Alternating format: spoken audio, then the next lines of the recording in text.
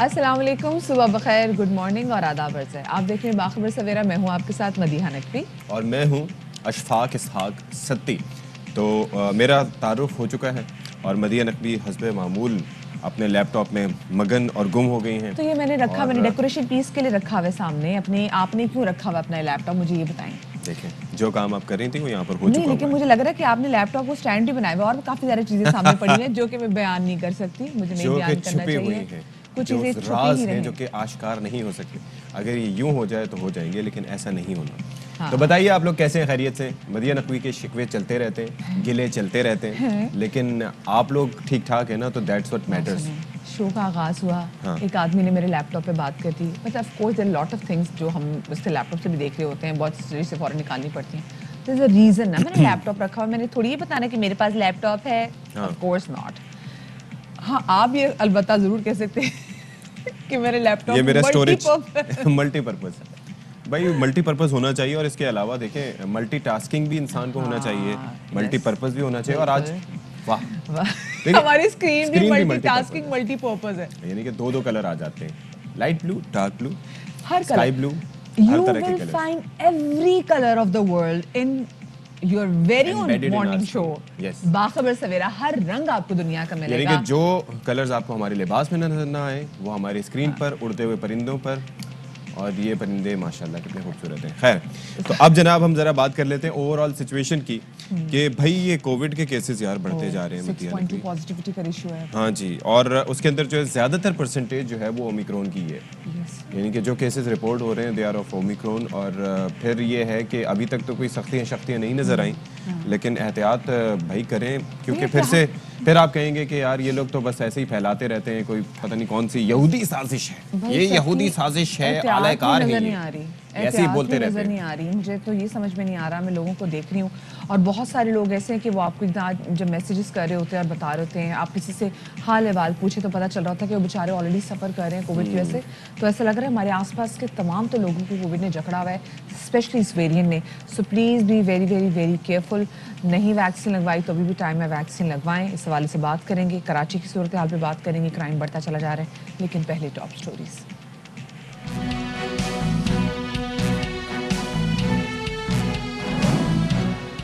मुल्क में कोरोना के वार बढ़ने लगे। कराची में मस्बत केसेस की तादाद 20% तक पहुंच गई।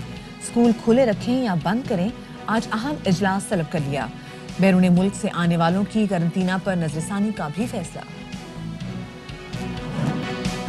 हुकूमत मुखालिफ तहरीक के लिए ऑपोजिशन सरगर्म। शहबाज शरीफ और मौलाना की मुलाकात, तहरीक अदम एतमाद पर मुशावरत पीजीएम के एजेंडे में शामिल। मिनी बजट की मंजूरी के लिए वजीर आजम ने आज पार्लिमानी पार्टी का इजलास तलब कर लिया। और कराची के साहिल को गंदगी से बचाने का मिशन हफ्ता सफाई मनाया जा रहा है। वसीम अकरम भी साहिल को साफ रखने के लिए सामने आ गए। सफाई मुहिम में भरपूर हिस्सा लेने का ऐलान।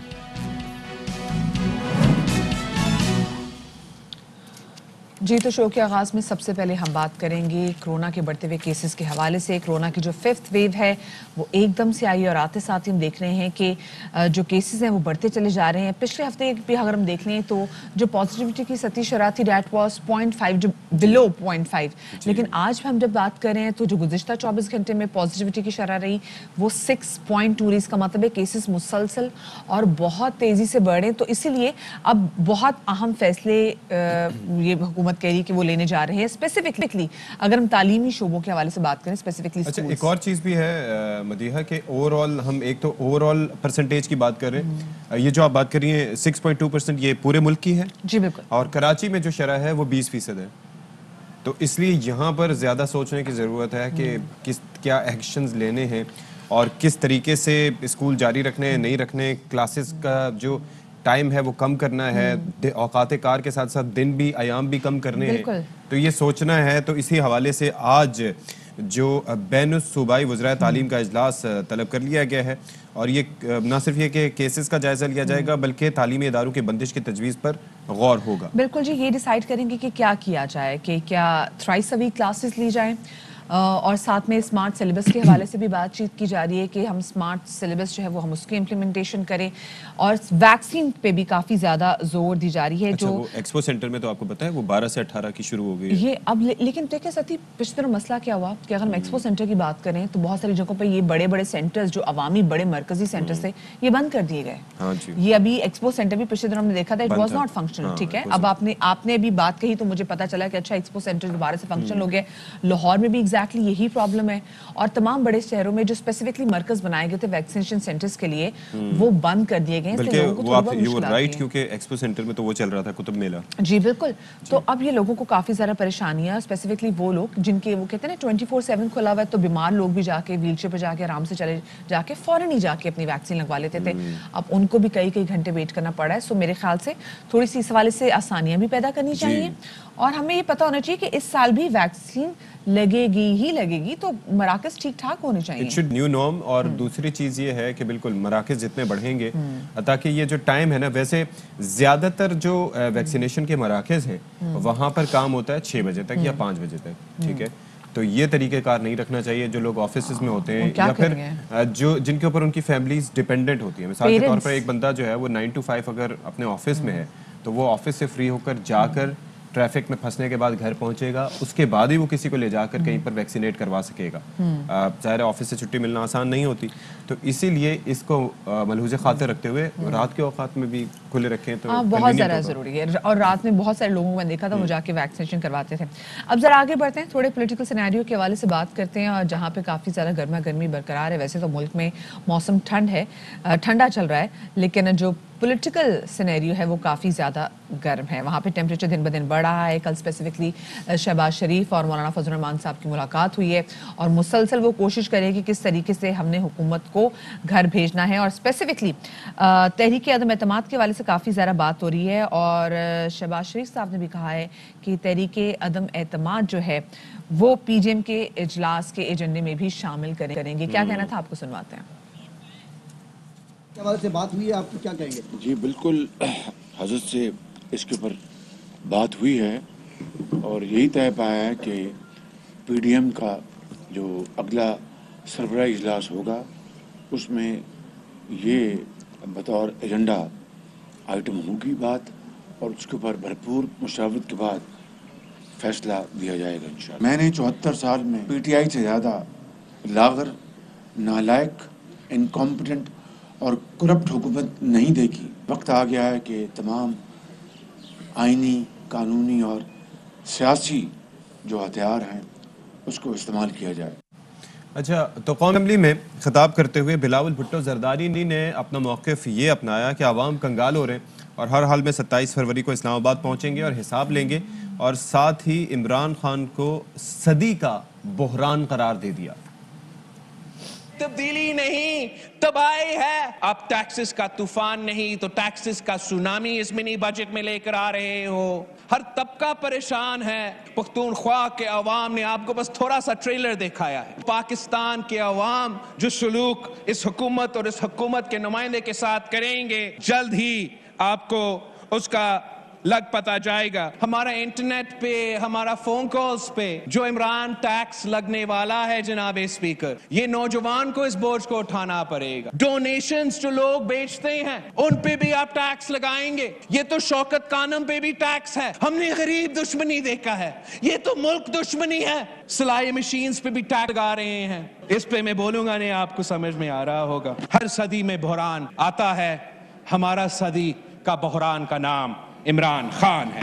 اور منی بجٹ پہ ہم دیکھ رہے ہیں کہ حکومت کی اپنی جو اتحادی جماعتیں ہیں, اسپیسیفکلی ایم کیو ایم, انہوں نے بھی 11 نکاتی ایجنڈا جو ہے وہ ان کے سامنے رکھا ہے, اور انہوں نے کہا ہے کہ آپ یہ جو تجاویز ہیں جو ان پہ جب غور کریں گے, ان پہ آپ عمل درآمد کریں گے تو ہم تب پھر آپ کے منی بجٹ کی حمایت کریں گے. اسی وجہ سے آج وزیر اعظم عمران خان نے آج پارلیمانی کمیٹی کا اجلاس بھی طلب کر لیا ہے, اور اس میں جو اتحادی جماعت کے جو کارکن ہیں, جو ان کے M N As, M Ps, ministers ہیں, وہ بھی اس میں شامل ہوں گے, اور پھر وہاں کوشش کی جائے گی کہ اتحادی جماعتوں کو منی بجٹ کے حوالے سے اعتماد میں لیا جائے. بالکل جی, تو اسی صورتحال پر ہم ذرا گفتگو کر لیتے ہیں. مظہر عباس صاحب سینئر تجزیہ کار ہمارے ساتھ موجود ہیں. مظہر صاحب, جو سچویشن ابھی بنتی جا رہی ہے, آپ کو لگتا ہے کہ آگے آنے والے چند دنوں میں گرما گرمی دکھائی دے گی, اور بالخصوص یہ جو پیپلز پارٹی نے فروری میں یہ جو لانگ مارچ کا اعلان کر دیا ہے، آپ کو لگتا ہے ابھی سچویشن دیکھتے ہوئے کہ وہ سٹینڈ کریں گے اس پہ، یا پھر آگے جا کر اپوزیشن آپس میں بات کر کے کسی ایک تاریخ پر متفق ہو جائے گی،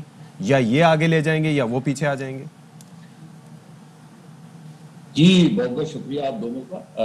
شروع میں آپ بات کر رہے تھے اومیکرون کی. میرا خیال ہے یہ سیاست میں بھی اومیکرون آ گیا ہے، اور یہ جو سچویشن ہے جو اس وقت 27 فروری والی بات اپنی جگہ ہے، ابھی اس میں کافی ٹائم ہے، لیکن میرا خیال ہے اس وقت تو تمام سیاسی جماعتوں کو مل کر فی الحال تو اس وبا سے نجات کے لیے کوشش کرنی چاہیے. آپ تھوڑی سی پاسنگ ریفرنس کے طور پہ میں آپ کو بتا دوں کہ یہ اومیکرون بالکل اسی طرح پھیلا ہے جس طرح کرونا پھیلا تھا. اور جب میں یہ بات کہہ رہا ہوں تو یہ اس لیے ہوا ہے کہ یہاں بالکل شروع میں جب اومیکرون کا ایک کیس آیا تھا، اس کے بعد جو لوگ قرنطینہ کیے گئے تھے ان میں سے کوئی 40 لوگ جو ہے وہ اس جگہ سے غائب ہو گئے، جی فرار ہو گئے تھے بالکل. اور اس کے بعد ظاہر ہے یہ پھیلنا ہی ہے، اور اس کے بعد ہم نے اس کو کنٹرول کرنے کے لیے، اور یہی اس وقت بھی ہوا تھا جب کرونا پھیلا تھا. جہاں تک پالیٹکس کی بات ہے، دیکھیے ابھی یہ تو بات ٹھیک ہے کہ جو عمران خان صاحب کی حکومت 2018 میں آئی تھی اس وقت وہ انٹیسٹڈ تھے، لوگوں نے تھرڈ آپشن کے طور پہ ان کو ووٹ دیا تھا، اور بہت سے لوگوں کو بہت سی توقعات تھیں، بہت سے لوگوں کو بہت سی امیدیں تھیں. اسی لیے ایک نیا ووٹر نکل کر سامنے آیا جس نے پہلے کبھی ووٹ نہیں دیا تھا پاکستانی الیکشنز میں. انہوں نے ایک ہوپ کے طور پہ، ایک امید کے طور پہ عمران خان صاحب کو ووٹ دیا تھا. لیکن آج 3.5 سال بعد ان میں سے بہت سے لوگ ہیں جو مایوس ہیں. یہ نہیں کہ وہ کسی اور طرف سوئچ اوور ہو گئے ہیں، لیکن وہ مایوس ضرور ہیں. انہیں یہ نظر آ رہا ہے کہ عمران خان صاحب نے جو کہا تھا کہ میرے پاس تمام ٹیمیں تیار ہیں، ہر چیز ٹیم تیار ہے، معاشی ٹیم بھی تیار ہے، والی ٹیم بھی تیار ہے، سارے پلانز ہیں، وہ سب دھرے کے دھرے رہ گئے. کوئی ایک چیز بھی سامنے نہیں آئی. پچھلے 3.5 سال میں کوئی 4 فائنانس منسٹر تبدیل ہو گئے ہیں. پنجاب کا حال دیکھیں تو پنجاب میں کوئی ان گنت آئی جیز اور چیف سیکرٹریز تبدیل ہو گئے ہیں ہر دوسرے روز. تو جب ایسی سچویشن ڈیولپ ہو تو پھر لوگ مایوس ہوتے ہیں، اور اس میں پھر مہنگائی کا سونامی آ جائے گا، اور ایک ایسی سچویشن ڈیولپ ہو جائے اس کی آپ کوئی بھی توجہ دیں کہ جی بین الاقوامی صورتحال ایسی ہے، وہ جو ایک عام آدمی ہے، ایک عام آدمی کی سطح پہ اس کے لیے میٹر نہیں کرتا. اس کے لیے میٹر کرتا ہے کہ آپ اقدام کیا کر رہے ہیں، صحیح، آپ گراؤنڈ پہ کیا سچویشن ہے، اس کی روزمرہ کی جو ضروریات ہیں وہ اس کی ریچ سے باہر ہوتی جا رہی آلسو مزید صاحب یہ صرف عام آدمی کے لیے نہیں، اب میرے خیال سے جو حکومت کی اتحادی جماعتیں ہیں وہ بھی اب کہیں نہ کہیں کٹہرے میں آ کے کھڑی ہو گئی ہیں. اب ان کو بھی ہے کہ 1.5 سال بعد ہم نے بھی جب الیکشن کی تیاری کرنی ہے تو ہم لوگوں کو جا کے کیا جواب دیں گے، ہم کس کارکردگی پہ اپنی کارکردگی بیچیں گے. تو میرے خیال سے اب تو یہ جو حکومت کی اتحادی جماعتیں ان کو بھی ذرا خطرہ لاحق ہو گیا بھائی کہ ہمارے پاس تو بیچنے کے لیے کچھ نہیں ہوگا اگلے الیکشنز کے لیے.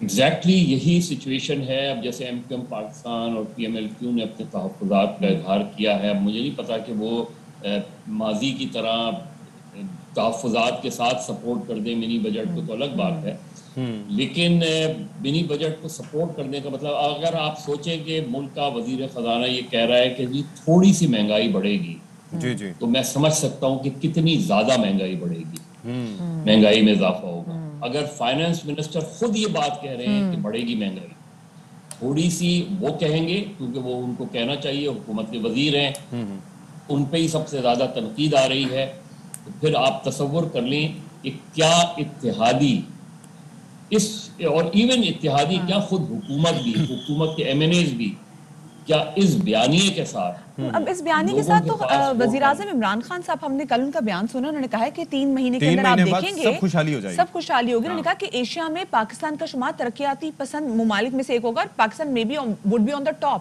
اور انہوں نے کہا مہنگائی بھی کم ہو جائے گی. وہ مہنگائی کی بات کریں، انہوں نے دیکھیں یہ انہوں نے 2021 کا شاید جنوری وغیرہ میں کہا تھا یا فروری میں کہ جی وہ تو مشکل سال گزر گیا ہے، اب یہ سال ترقی کا سال ہوگا. وہ 2021 بھی گزر گیا. اب یہ وہی بات 2022 میں کر رہے ہیں کہ جی 2022 جو ہے وہ ترقی کا سال ہوگا، اور پھر یہی بات غالباً وہ 2023 میں بھی کریں گے. اچھا، کیونکہ وہ اسی بیانیے کے ساتھ الیکشن. تو لیکن اصل مظہر چیز صاحب یہ ہوتی ہے کہ مظہر صاحب چلیں یہ تو بات اپنی جگہ ہے، لیکن ظاہر ہے کہ ویسے جو آپ نے جو ہسٹری دیکھی ہے وہ سیاسی جماعتیں جو کہ ویسے حکومت کے ساتھ اتحاد بنا لیتی ہیں لیکن بعد میں انہیں ایک وقت پہ آ کے اپنے رستے الگ کرنے ہوتے ہیں، تو ان جماعتوں کی اسسمنٹ کیا ہوتی ہے؟ انتخابات سے کتنا عرصہ پہلے وہ اپنے رستے جدا کرتی ہیں کسی حقیقی عوامی موقف کی تائید لے کے؟ دیکھیے ہمارے یہاں جو اشارے ہوتے ہیں نا کہ حکومت جا رہی ہے یا رہ رہی ہے، کیونکہ ایک بہت بڑا ہمارے یہاں معاشی طور پہ ہم اس لیے مستحکم نہیں ہوئے کہ ہمارے یہاں سیاسی طور پہ ہم غیر مستحکم رہے، اور ایک غیر یقینی صورتحال میں کوئی بھی انویسٹمنٹ نہیں کرتا ٹھیک ہے، جب اسے یہ یقین نہیں ہو۔ کل میں ایک بینک میں گیا تھا تو میں نے کہا کہ روشن خیال پاکستان میں کتنے پیسے آ رہے ہیں، تو انہوں نے کہا پہلے جتنے آ رہے تھے اس کے لحاظ سے اب کم ہوتے جا رہے ہیں، اور اس کی بڑی وجہ پولیٹیکل انسرٹینٹی ہے۔ اچھا لیکن اس کے علاوہ مزید صاحب اگر ہم چلیں ایک طرف حکومتی کارکردگی کے حوالے سے بات کریں، ہم دوسری جانب ذرا اپوزیشن کی جانب بھی تو نظر دوڑا لیں۔ یہ سمجھ میں نہیں آتا، ایک نے 27 فروری کی ڈیٹ دی ہے، ایک نے 23 مارچ کی ڈیٹ دی ہے، اب تو ایسا تاثر آنے لگ گیا کہ بھئی یہ شاید یہ ٹائم بائی کر رہی ہیں، تو کیا آپ کو بھی یہی تاثر آتا ہے؟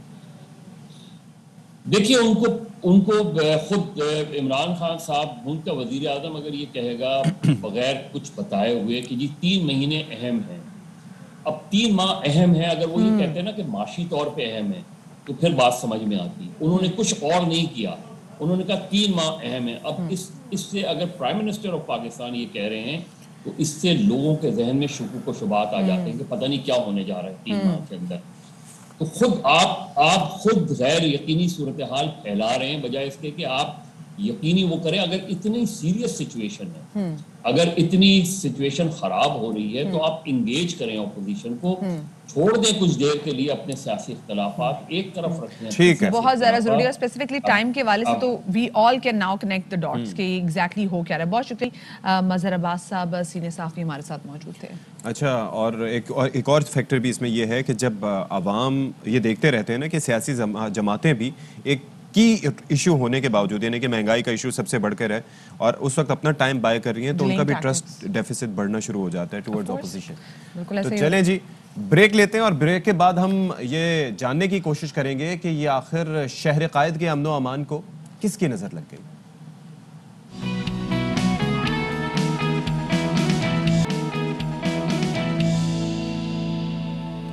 Welcome back after the break. بات ہم کریں گے شہر قائد کراچی کی، جس کے امن کو لگتا ہے کہ کسی کی نظر لگ گئی ہے۔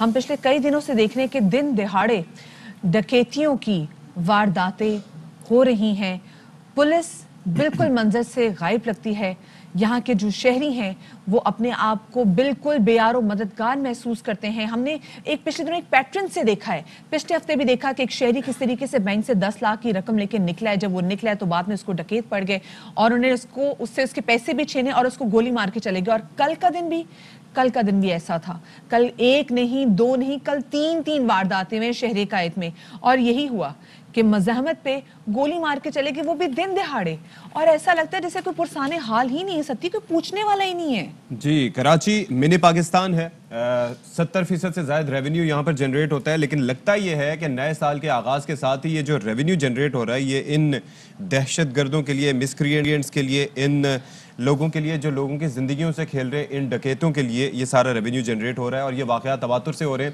قانون نافذ کرنے والے ادارے کیا کر رہے ہیں؟ کیا شہر کو انہی ڈکیتوں کو ایسے عناصر کے رحم و کرم پر چھوڑ دیا گیا ہے اور کوئی ان کو پکڑنے والا نہیں ہے؟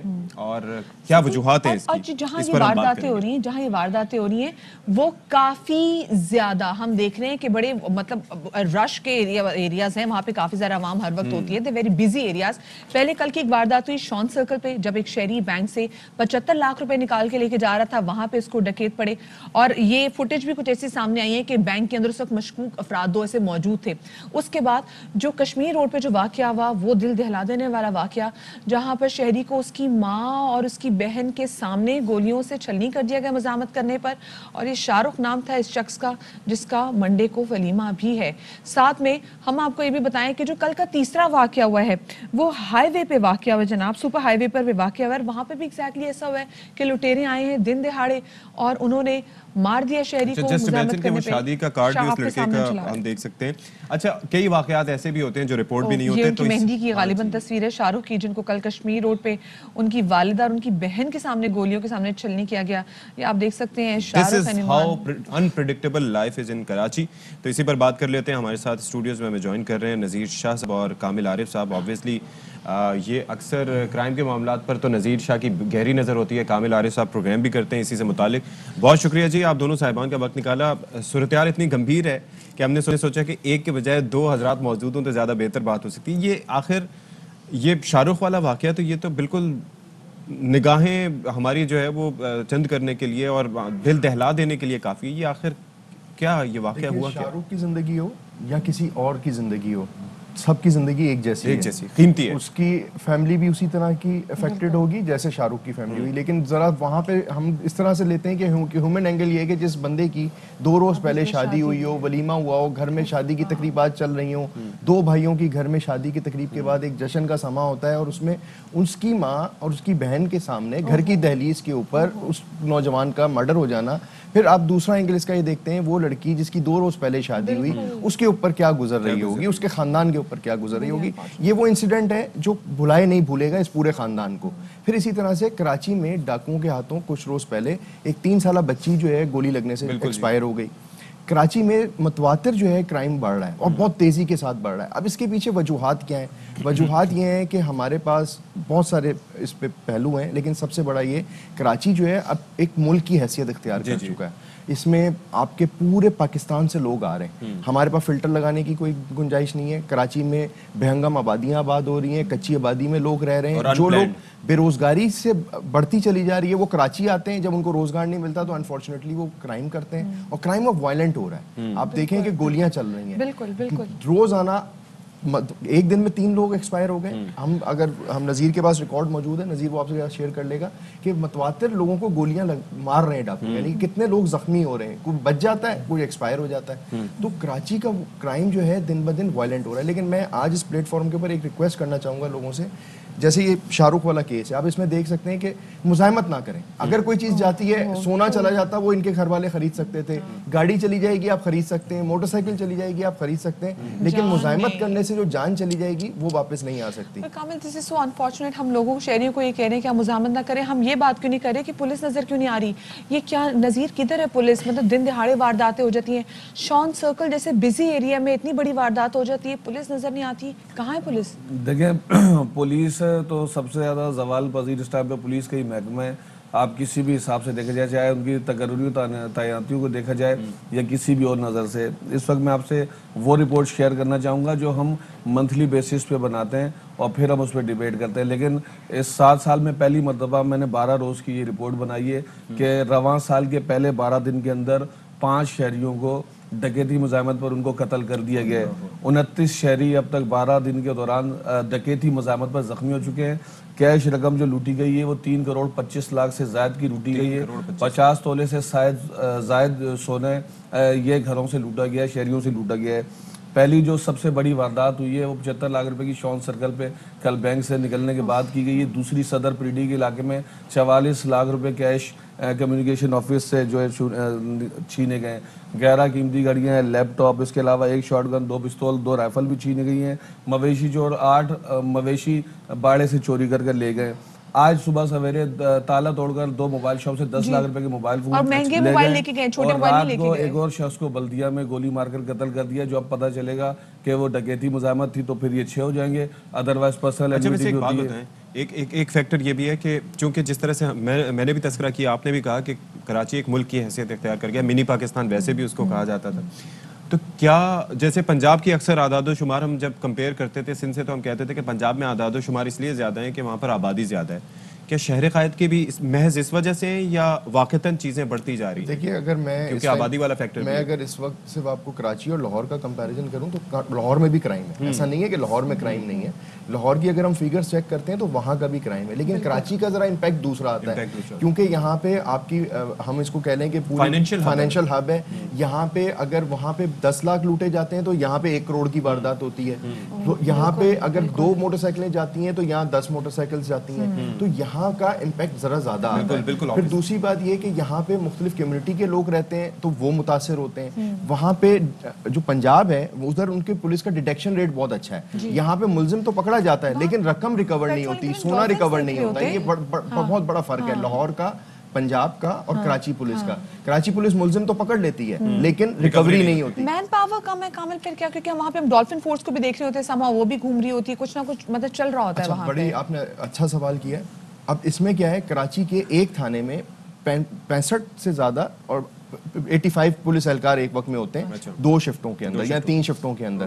یعنی کہ ایک وقت میں آپ لگائیں تو 30 لوگ ایک علاقے میں موجود ہوتے ہیں, جبکہ ایک وقت میں 30 سے زیادہ لوگ ایک منسٹر کی سیکیورٹی پہ ہوتے ہیں. ٹوٹل میرے خیال میں 7,500 لوگ. جی ہاں, سب سے بڑا مسئلہ, ہم پولیس کو بلیم کرتے ہیں لیکن ہمیں ان کی یہ سائڈ بھی دیکھنی ہے کہ ایک منسٹر کی سیکیورٹی کے اوپر آپ اس ٹائم پہ سی ایم ہاؤس فون کریں یا سی ایم ہاؤس کا ریکارڈ لے لیں, آپ کو پتا چلے گا جی 100 آدمی جو ہے ادھر سیکیورٹی پہ لگا ہوا ہے یا 80 آدمی سیکیورٹی پہ لگا ہوا ہے کم از کم. گورنر ہاؤس کی سیکیورٹی لے لیں, بلاول ہاؤس کے اوپر ایک وقت میں 55 سے زیادہ اہلکار جو ہے صرف ایک گیٹ کے اوپر ڈیوٹی دے رہے ہوں گے SSU کے. اگر آپ ان کی سیکیورٹی دیکھیں اور ایک تھانے کی سیکیورٹی دیکھیں تو آپ کو فرق پتا چل جائے گا. تو سب سے بڑا فرق ہے, یعنی کہ شہریوں کی زندگی حکومت کی پرائرٹی نہیں ہے. ایک اور چیز بھی ہے کامل بھائی کہ شہریوں کے لیے جس طرح یہ پولیس کو تعینات کیا جاتا ہے SHOs کو, سب سے بڑا جو اس وقت مسئلہ چل رہا ہے کہ ایسے لوگوں کو امتحان پاس کر کے لگا دیا جاتا ہے جن میں کوئی صلاحیت نہیں ہوتی اور صرف اس بنیاد پر لگا دیا جاتا ہے کہ امتحان پاس. اور امتحان پاس کرنے والے زیادہ تر وہ افسران ہوتے ہیں جو شعبہ تفتیش سے وابستہ ہوتے ہیں. انہوں نے ہمیشہ ایک اور چیز بھی ہے کہ پچھلے دنوں ہم نے وہ جو تعیناتیاں اور تبادلے جو کہ 10 سال سے 15 سال سے لوگ تعینات ہیں ان کو ہٹانے کا فیصلہ وفاقی حکومت کی جانب سے جو کیا گیا تھا اور ان کی جانب سے کہا تھا کہ دوسرے آفیسرز آئیں گے, اس سچویشن کا کیا امپیکٹ پڑا اس ساری صورتحال؟ دیکھیں روٹیشن پالیسی کا اپنا اثر وہ ایک اپنی جگہ ہے, لیکن اصل کام جو عوام ہمارے اور آپ کے لیے ہوتے ہیں وہ تو ایک تھانے دار ہوتا ہے نا, علاقے میں اس کی کتنی گرپ ہے. کراچی میں ابھی بھی اس طرح کے کئی SHOs موجود ہیں جن کی گرپ ہے. جیسے آپ کل 3 واقعے لے لیں, تینوں میں 3 شہری قتل کیے گئے, لیکن ایک واقعے میں جیسے ہی شہری عبدالقدیر جو بزرگ تھا جس سے موبائل فون چھین رہے تھے اس کو جیسے ہی قتل کیا گیا تو اسی دوران پولیس نے اس میں سے ایک ملزم کو زخمی حالت میں پکڑ لیا, مقابلہ ہوا, اس کو پکڑا. تو پولیس اگر اس طرح کا کام کرے کہ ادھر کسی کے ساتھ زخمی یا مزاحمت دوران قتل ان کا واقعہ پیش آتا ہے تو فوری رسپانس کرتے ہوئے وہ ایکشن بھی دکھائے تب تو ایک چیز سمجھ میں آتی ہے. لیکن ایسا کہ کئی SHOs ایسے ہوتے ہیں جو نئے SHO لگا دیے گئے تھے. اب SHO جور آباد جو غیور تھا, جو الٹا ایک گھر کا قبضہ چھڑانے کے لیے جاتا ہے, وہ پہلی مرتبہ SHO لگا تھا, امتحان پاس تھا. کراچی میں سب سے زیادہ ناکام جو رہے یہ امتحان پاس SHOs رہے جن کو یہ جو ابھی آپ نے بات کی, میں اسی بات کو آگے بڑھا کے سوال پوچھنا چاہتی ہوں. اس کا مطلب ہے لیک آف ایکسپیرینس یہاں پہ دیکھا جا رہا ہے, کیونکہ ایک وہ عملہ ہوتا ہے جو کہ ایکسپرٹ ہوتا ہے آپریشن میں, اس تمام ساری کارروائیوں میں جو ایکسپرٹ ہوتا ہے, اور لیکن وہ لیگل ایسپیکٹ میں دیکھا جائے تو تھوڑا بہت کمزور ہوتا ہے. اور ایک طرف ہم دیکھتے ہیں جو امتحان پاس کر کے آئے ہوتے ہیں جو کلیریکل ورک میں دے وے مور اہیڈ, لیکن ان کے پاس یہ فیلڈ کا ہی ایکسپیرینس نہیں ہوتا. سو کیا یہی کہنا چاہ رہے ہیں آپ؟ دیکھیں جو سب سے بڑی بدقسمتی یہ ہے کہ جو پرانے کئی SHOs ایسے تھے جو واقعی میں کرپشن میں ملوث تھے اور انہوں نے پیسہ بھی کمایا, ساتھ ساتھ کام بھی کرتے تھے. تو جیسے کہا جاتا ہے نواز شریف کے بارے میں کہ کھاتا ہے تو لگاتا بھی تو ہے, تو اسی طرح وہ کماتے بھی تھے اور کام بھی کرتے تھے. لیکن کئی ان میں ایسے بھی افسران کو SHOs کو بلیک لسٹ کر دیا گیا جن کی تعداد تقریباً 15 سے 20 کے قریب ہے, جنہوں نے اپنے علاقے میں جرائم کو کنٹرول بھی کر کے رکھا تھا. اس کے اندر کئی وہ ان کے ساتھ گیہوں کی طرح. میں تھوڑا سا اس کو نظیر کی بات کو اور آپ کے جواب ایسے دے دیتا ہوں کہ افسران میں پسند ناپسند کا بڑا معاملہ ہے. اگر یہ افسران اپنی پسند ناپسند سے باہر نکلیں گے تو کراچی کا کرائم کنٹرول ہونا شروع ہو جائے گا. دیکھیں یہ شہر میں کرائم کنٹرول کرنا کوئی بڑی بات نہیں ہے. اسی شہر میں ٹارگٹ کلنگ ہوتی تھی, اسی شہر میں بم بلاسٹ ہوتے تھے, اسی شہر میں کریکر اٹیکس ہوتے تھے. ستمبر 2013 کس کو یاد نہیں ہے جب وہ پہلا آپریشن شروع ہوا تھا, اس کے بعد ساری چیزیں کراچی شہر نے یہ سب دیکھا ہوا ہے. کراچی شہر کی یہی پولیس ہے جس نے امن قائم کیا ہے, یہی شہر ہے جس میں گینگ وار ہوتی تھی, یہی وہ شہر ہے جس میں نوگو ایریاز ہوتے تھے, اسی پولیس نے کنٹرول کیا. لیکن کہیں تو فالٹ ہے. وہ فالٹ کہاں ہے؟ یہ آپ اس میں کسی سپاہی کو کسی SHO کو بلیم نہیں کر سکتے, یہ افسران کا فالٹ ہے. کیوں؟ وہ انہوں نے اپنی ایک ٹیم بنائی, اپنی پسند ناپسند کے اوپر آئے. یہ اچھا ہے یہ برا ہے, اس کو رکھنا ہے, اس کو آؤٹ کرنا ہے. تو بڑی سطح پر بھی آگے جو ہم نے آئی جیز کی جو تقرریوں کے حوالے سے بات کی تھی اس میں بھی ہم نے دیکھا تو انہوں نے کہا تھا ان 5 کو جو ہے وہ ہم علیحدہ نہیں کر سکتے. اچھا ایک اہم ترین خبر آپ کو یہاں پہ یہ بھی دیتے چلیں کہ کراچی کی ڈسٹرکٹ کورٹ ملیر ناظم جوکیو قتل کیس کے ملزمان عبوری ضمانت منسوخ ہونے پر فرار ہو گئے ہیں. ملزمان سلیم سالار, دودو خان, محمد سمار اور محمد اسحاق اور محمد خان جوکیو احاطہ عدالت سے فرار ہو گئے ہیں. تو فاروق سمی ہمیں جوائن کر رہے ہیں, ان سے مزید جان لیتے ہیں. فاروق سمی, یہ فرار کیسے ہوئے؟ پولیس کی نفری نہیں تھی وہاں پر؟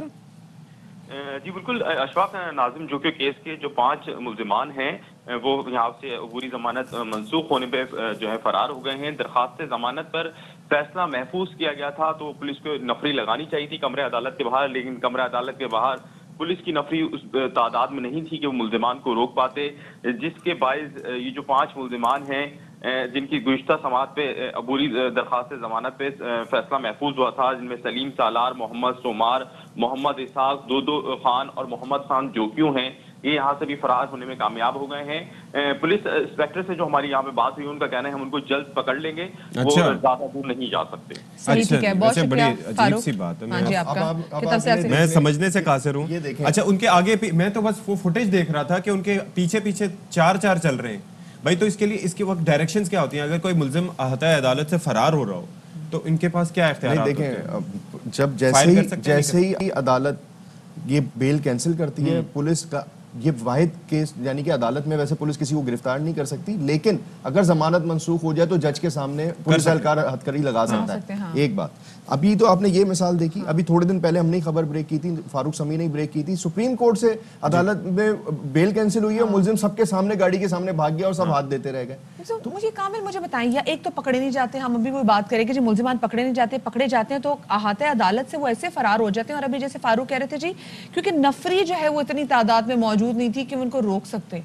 دیکھیں مطلب وہی آگے کھڑے ہو گئے دوبارہ. دیکھیں میں نے آپ سے وہی بات کی نا, اب انویسٹیگیشن والے آفیسر سے آپ پوچھیں گے, اس کے بعد 2 سپاہی ہوں گے تھانے کے اندر, وہ 2 لے کے چلا گیا ہوگا. لیکن یہاں پر ایک اور چکر بھی ہے, ایک جو میں ابھی دیکھ رہا تھا, جیسے فوٹیجز وغیرہ میں ہم دیکھتے ہیں یہ انٹینشنلی بھی کبھی کبھار نفری کسی ملی بھگت سے بھی ادھر ادھر ہو جاتی ہے. دیکھیں یہ چیز ہے, یہ انویسٹیگیشن کا پوائنٹ ہے نا, اب میں اس کے اوپر کمنٹ کروں گا اس ٹائم پہ مناسب نہیں, یہ پارٹ آف انویسٹیگیشن ہے, لیکن ایسا ہو سکتا ہے, یہ کبھی امکان, کیونکہ میں اس ایسپیکٹ سے بات کر رہا ہوں, آپ کے علم میں ہے کہ یہاں پر ناکوں پر شہریوں کو مار دیا جاتا ہے گاڑی نہ روکنے پہ, تو ایسے کیسے ممکن ہے کہ ملزم عدالت سے فرار ہو جائے اور پیچھے سے کوئی ایک آدھ فائر نہ کر سکے؟ اور قتل کے ملزم دیکھیں, آپ کراچی میں آپ نکلیں گے, آپ کو 3-3 4-4 گھنٹے ایک ہی جگہ پہ 2-2 3-3 موبائلیں بھی کھڑی نظر آئیں گی. جی آپ صرف یونیورسٹی روڈ پہ نکلیں گے تو آپ کو عسکری پارک کے باہر, پھر اس سے آگے جائیں گے تو حسن اسکوائر کے باہر, ایک جگہ پہ یہ 3-3 4-4 گھنٹے کھڑے رہتے ہیں بلا وجہ.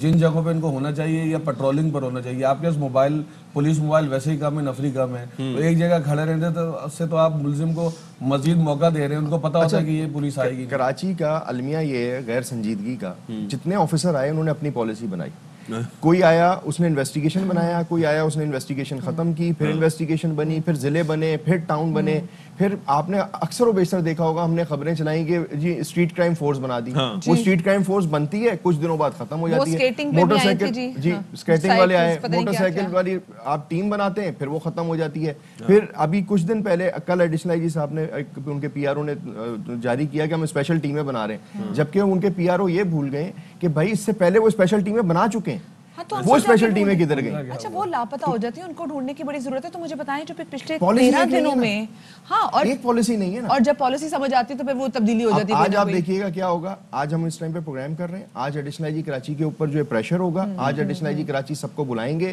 ایک بھرپور میٹنگ ہوگی, اور آپ کو میں کراچی پولیس کا المیہ بتا رہا ہوں, پورا دن افسران میٹنگ میں ہوتے ہیں, صبح دن ان کی میٹنگ سے شروع ہوتا ہے, شام میٹنگ میں ختم ہو جاتا ہے. پروفیشنل کام کب آن گراؤنڈ کچھ بھی نہیں ہے, صرف میٹنگز کر رہے ہیں, ہر بندہ ایک دوسرے کے اوپر ملبہ ڈال رہا ہے. رسپانسبلٹی کا سب سے بڑا فقدان ہے یہاں پہ. اور کراچی میں آج یہ پریڈکٹ کر رہا ہوں یہاں پہ, اگر یہی ہماری سنجیدگی کا المیہ رہا سندھ حکومت کا اور پولیس کا, اگر سیکیورٹی فورسز کا یہی المیہ رہا, اگلے 1 مہینے میں کرائم اس سے 100 گنا بڑھے گا, اس سے زیادہ وائلنٹ ہوگا, لوگوں کو اپنی پروٹیکشن کرنی پڑے گی. اور میں پھر ایک دفعہ ریپیٹ کروں گا, واردات ہوتی ہے سامان دے دیں, مزاحمت نہ کریں, کیونکہ فی الحال آپ کے پاس آپ دے سکتے اب ہیں. ہمارے پاس اور کوئی بات حل صحیح نہیں ہے, ہے اس کا. بالکل صحیح بات کہہ رہے ہیں. اور یہ بہت ہی انفارچونیٹ قسم کی بات ہے کہ لٹرلی ہمارا اب یہ کنسرن ہے کہ دیکھیں کیونکہ پولیس تو سمہاؤ نظر آ رہی ہے کہ جی کیونکہ ان کے تو کنٹرول سے باہر کی تمام تر بات ہے, تو آپ لوگ مزاحمت نہ کریں, جان سے بڑھ کے اور کچھ بھی نہیں, اور اللہ کرے جی ہماری پولیس بھی اتنی متحرک ہو جائے, سندھ حکومت کو بھی خلا جائے, تو پولیس ریفارمز لائے جائیں. آپ نے کرنی ہے. اچھا دیکھیں میں یہاں ایک چیز اور بتا دوں, پولیس والوں کی قربانیاں بھی ہیں, پولیس والے شہید بھی ہوئے ہیں, ریسنٹلی بھی پولیس اہلکار شہید ہوئے ہیں. اس میں ہم جو اس ٹائم پہ بات کر رہے ہیں وہ سپاہی سے لے کے ایک انسپیکٹر تک کی نہیں کر رہے ہیں, ہم بات کر رہے ہیں ایس ایس پی سے لے کے آئی جی تک کی, کہ جنہوں نے پالیسیز بنانی ہے, جنہوں نے سہولت دینی ہے. اب میں نے آپ کو ایک سب سے بڑی بات اس ٹائم پہ یہ بتائی کہ آپ اسٹریٹ کرائم کنٹرول کرنے کی بات کرتے ہیں, سہولت نہیں دیتے, نفری نہیں دیتے. 25 اہلکار ایک وقت میں ایک علاقے کے اندر, آپ مثال لے لیں پریڈی تھانے کی حدود کی مثال لے لیں, جس جگہ کشمیر روڈ پہ واقعہ ہوا, اس علاقے کی آبادی جو ہے 10 لاکھ ہوگی. 10 لاکھ کی آبادی کے اوپر آپ 25 پولیس اہلکار ڈپیوٹ کر دیں گے, وہ کیا کرے گا؟ اچھا وہ پولیس اہلکار کیا کر رہا ہے, پانی بجلی کا پروٹیسٹ ہو رہا ہے تو وہ پولیس اہلکار جا رہا ہے, ٹریفک جام ہو رہی ہے تو وہ جا رہا ہے, لینڈ گریبنگ ہو رہی ہے تو وہ جا رہا ہے, قبضہ ہو رہا ہے تو وہ جا رہا ہے, کے ایم سی آپریشن کر رہی ہے وہ جا رہا ہے, ڈی ایم سی, اس کی طبیعت بھی خراب ہو سکتی ہے, اس کے گھر میں مسئلہ بھی ہو سکتا ہے. تو آپ نے سارے کام پولیس کو دے دیے. آپ نے روڈ پہ پتھارا ہٹانا ہے تو پولیس نے کرنا ہے, ڈی ایم سی نہیں ہے, کے ایم سی کا کام پولیس کر رہی ہے. واٹر بورڈ کا پروٹیسٹ ہو رہا ہے تو واٹر بورڈ والا غائب ہے, پولیس والا ڈیل کر رہا ہے. کے الیکٹرک کا پروٹیسٹ ہو رہا ہے تو پولیس والا ڈیل کر رہا ہے. آپ اس سے پولیسنگ کرائیں. تو یہ سندھ گورنمنٹ کو یہ کام کرنے پڑیں گے. انفارچونیٹ ہے. چلیں بہت شکریہ جی. کامل ہمارے ساتھ موجود ہے, ساتھ میں نذیر شاہ بھی. بڑی مفصل ہم نے گفتگو کراچی کی جو امن و امان کی جو صورتحال ہے, اسپیسیفکلی جو اسٹریٹ کرائمز مسلسل بڑھتے چلے جا رہے ہیں. سچی ایک بات تو مجھے بھی یہ سمجھ کہ بھی ایک تو پولیس ریفارمز لانے کی بہت زیادہ ضرورت ہے, مربوط پالیسیز ہونی چاہیے اور ان پہ امپلیمنٹیشن ہونی چاہیے, اور اس کے لیے مزید اجلاس ہونے چاہیے. اچھا اجلاس کا خرچہ علیحدہ ہوتا ہے, اجلاس پہ اجلاس, عوام کا نتیجہ صفر. بھائی بھرتیاں کریں نا لوگوں کی, ہاں, اور سیاسی بھرتیاں نہ ہوں, ٹھیک ہے, اور من پسند فیصلے نہ ہوں, میرٹ پہ فیصلے ہوں. بریک لے لیتے ہیں جی.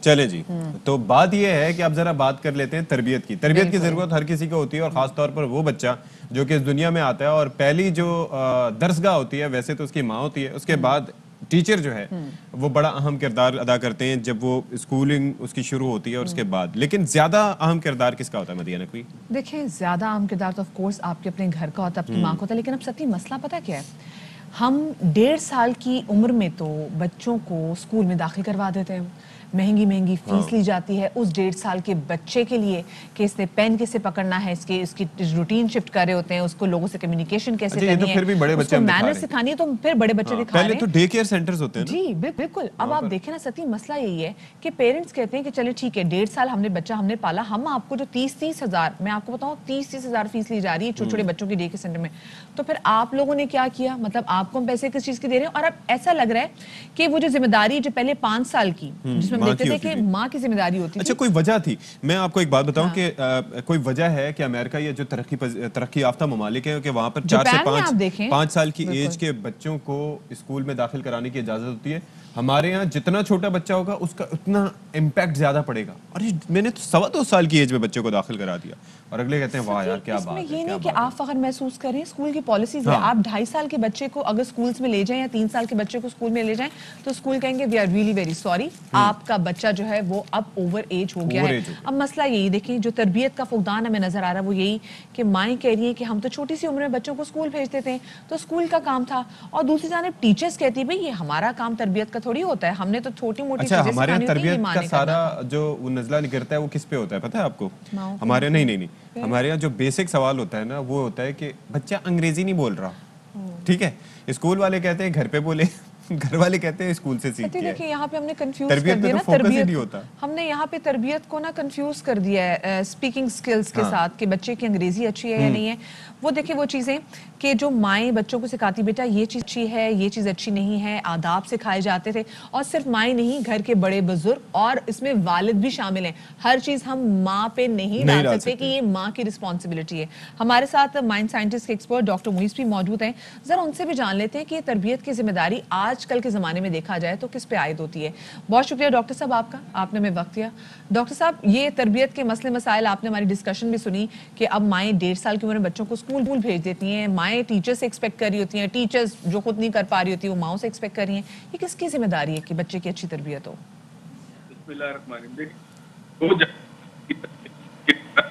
और स्कूल में आता सर हम आपको दोबारा करेक्ट करने की कोशिश करते हैं, आवाज़ हम आपकी सही तरह से नहीं सुन पा रहे। अच्छा, बात यह है कि देखें तरबियत बहुत इंपॉर्टेंट है, माँ बाप का किरदार उसके अंदर इंपॉर्टेंट है, आपके दादा दादी का बड़ा इंपॉर्टेंट किरदार होता है, एक फैमिली का एनवायरनमेंट जो होता है वो बड़ा मैटर करता है, क्योंकि अगर माँ बाप अगर वक्त नहीं दे पा रहे, और एक और फैक्टर भी है भाई, स्कूल तो देर से जाता है ना, जब शुरू में बच्चे रो रहे होते हैं, आजकल आपने क्या देखा हुआ है, सबसे आसान रिजॉर्ट ये है कि उनके हाथ में कोई फोन थमा दो, कोई गैजेट दे दिया, उसके ऊपर कुछ लगा के दे दिया, उसको जो भी मांग रहा है या मांग रही है आप उसको दे दें। पहले माँ बाप, हमें भी याद है कि कुछ जब किसी चीज़ बहुत ज़्यादा जिद करते थे तो माँ बाप डांट भी देते थे और हम उनकी डांट सह भी लेते थे।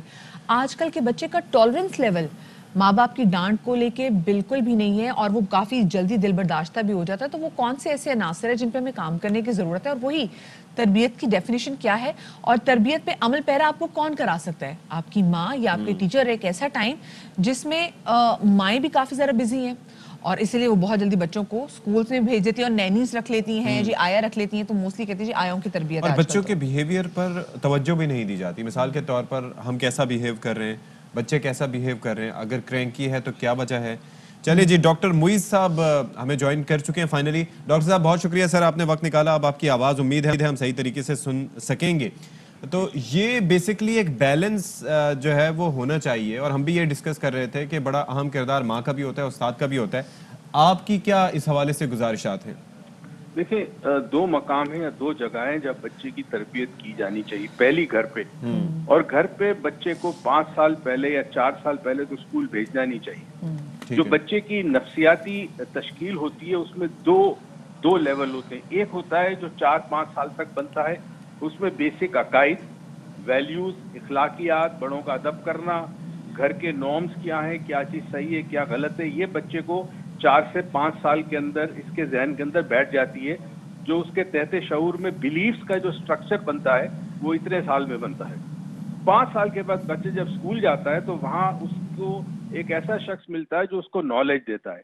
जहन में रखें, बच्चा जब तक माँ के पास है, घर में है, वो बेसिक कोर वैल्यू सीखेगा मगर उसका जहन नहीं खुलेगा, क्योंकि घर के अंदर टिपिकल वही चीज होगी ना, वही बातें होंगी, वही खाना पीना होगा, वही रहन सहन होगा। जब बच्चा स्कूल जाता है तो एक नई दुनिया से मुतारिफ होता है। जब वो एक नई दुनिया से मुतारिफ होता है तो वहाँ असातिज़ा उसको नॉलेज देते हैं, ABC सिखाते हैं, 1 2 3 सिखाते हैं, तो यहाँ जहन का खुलना बनता है, नहीं जहन का एक्सपेंशन होता है। यहाँ बच्चा सोचना शुरू करता है, और यहाँ जो 7 साल की उम्र तक बच्चा जाता है, यानी 5 से 7 साल के दरमियान, ये सीखता है अच्छे बुरे में फर्क, क्योंकि माँ बाप ने फर्क नहीं बताया, माँ ने सिर्फ बताया अच्छा है या बुरा है, बाप ने बताया अच्छा है या बुरा है, फर्क नहीं बताया। यहाँ फर्क समझता है, प्लस दूसरे बच्चों से इंटरेक्ट करता है। तो यहाँ डॉक्टर साहब, ये जो आप एक्सपोजर की बात कर रहे हैं, ये कहिएगा कि बच्चे के लिए एक अच्छी एज क्या होती है कि हम उसका जो बाहर की दुनिया है उसका एक्सपोजर उसके लिए बढ़ाएं, जिसमें ये स्कूल भी आ जाते हैं या बाकी बहुत सारी जगह एक्टिविटीज जिसमें हम अपने बच्चों को एनरोल करा देते हैं। 5 साल के बाद या 4 साल के बाद बच्चे का एक्सपोजर बाहर की दुनिया से होना चाहिए, मगर सिर्फ स्कूल वो स्कूल ना हो कि जिसमें 2 कमरे और बच्चा पढ़ रहा है। उस स्कूल के अंदर एथलेटिक स्पोर्ट्स की फैसिलिटी हो, बच्चों का दूसरे बच्चों से मिलना जुलना हो, और माँ बाप बच्चे को अगर स्कूल में नहीं है तो कम से कम कोई एक्टिविटी में ऐसी डाले जिससे बच्चे का एक्सपोजर बढ़े। मैं अक्सर कहता हूँ जिन बच्चों में कॉन्फिडेंस नहीं होता उनसे कहता हूँ माँ बाप से, इसको स्विमिंग में डाल दे, इसको कराटे सिखाएं, इसको कोई और चीज में डालें। जितना जहन खुलेगा वो बच्चा सही फैसला कर सकेगा। अच्छा सर, एक और चीज़ भी है कि जैसे बच्चे जब स्कूल से आते हैं और नॉर्मली हम देखते हैं कि बड़े एग्जॉस्ट होके बच्चे आ रहे होते हैं, थके हुए भी होते हैं, माँ बाप भी उनसे इंटरेक्ट नहीं कर पाते, तो रोज़ाना की एक्टिविटीज़ के हवाले से वालिदैन का इंटरेक्ट करना कितना इंपॉर्टेंट है बच्चों के साथ, कि आज स्कूल में क्या हुआ, ताकि बच्चे शेयरिंग करें ज़्यादा से ज़्यादा। देखिए जी, रात का वक्त अमूमन हमारे माशरे में रात का वक्त वो होता है जब पूरी फैमिली बैठ के साथ खाना खाती है, और ये वो वक्त होता है जब आप खाना खाते हुए बच्चे से इंटरेक्ट करें, उससे पूछे बात स्कूल में क्या हुआ, कैसा रहा, टीचर ने क्या सिखाया, और यहीं बच्चे को आपने कोशिश करनी कि वो शेयर करे, तमाम बातें बताए। अब जब रात बच्चा सोने वाला हो اس کے بستر کے سرانے بیٹھے اور یہاں آپ اس کے اندر کچھ ایسی چیزیں ڈال سکتے ہیں جس سے بچے کے کردار اور جیسے ہمارا اخلاق سٹوری مضبوط ٹائم ہو۔ ہوا کرتا تھا بچپن میں، جی، بڑے جی، جو بھی story دادا time, دادی yes. امی سب سٹوری سنایا Yes, کرتے تھے اچھی yes. With moral. ہاں یہ وہ وقت ہوتا ہے جب بچے کے ذہن میں آپ مستقبل کی بات ڈالتے ہیں، یعنی آپ اس کو حوصلہ دیتے ہیں، فیصلہ کرواتے ہیں، اور جو چیزیں ماں باپ نے ڈالی ہے وہ مثبت مضبوط ہوتی ہے اس وقت جب بچہ نیند اور جاگنے کے حالت کے درمیان ہوتا ہے۔ اچھا ایک اور بات ڈاکٹر صاحب پلیز یہ ذرا ہمارا یہ جو دماغ میں ہمیں لگتا ہے کہ جو تربیت ہے نا اس میں صرف اور صرف ماں کا ہی عمل دخل ہوتا ہے، تو کیا والد جو ہیں وہ اس سے مبرہ ہوتے ہیں، فادرز مبرہ ہوتے ہیں بچوں کی تربیت سے؟ جتنا ماں کا کردار ہے اتنا باپ کا کردار ہے۔ دیکھیں ماں کیا کرتی ہے، ماں بڑوں کا ادب کرانا سکھاتی ہے، ٹھیک ہے نا، ماں ویلیوز دیتی ہے، مگر باپ کا کام ہے کہ بچے کو کانفیڈنس دیتا ہے۔ بچے کو جب انگلی پکڑ کے وہ نماز پڑھانے جاتا ہے مسجد میں جمعے کی، تو وہ جو انگلی پکڑنا ہے اس سے باپ کو، بیٹے کو ٹرسٹ آتا ہے باپ کے اوپر کہ میرے ساتھ کچھ ہے، وہی ٹرسٹ زندگی میں اس کو کام آئے گا، رشتوں میں اسے ٹرسٹ کرنا سکھائیں گے۔ تو باپ کا کردار بھی اتنا ہی بڑا ہے جتنا ماں کا احساس کردار ہے۔ تحفظ، بالکل بالکل احساس تحفظ اور کوالٹی ٹائم سر، کیونکہ ظاہر ہے کہ وہ گھر سے باہر رہ رہا ہے، کام بھی کر رہا ہے، لیکن اس کے باوجود جو ٹائم وہ دے تو وہ کوالٹی ٹائم ہونا چاہیے۔ اور بہت فرق پڑتا ہے ستی، ماں باپ ساتھ مل کے تربیت کریں، بچے کا کانفیڈنس لیول ہی اور ہوتا ہے۔ بہت شکریہ جی، ڈاکٹر معیز ہمارے ساتھ موجود تھے، اور پھر بات کہ صرف ماؤں کو بلیم کریں بچے کی اچھی تربیت پر، اس پہ والد کا بھی اتنا ہی کردار آتا ہے۔ ہاں جی، اور مطلب یہ ہے کہ ایک پارٹنرشپ ہے، اور ظاہر ہے دونوں مل کے کردار ادا کریں گے تو بچہ جو ہے مفید شہری ہوگا۔ We'll take a break here, ہمارا خطاب یہاں پر ختم ہوا۔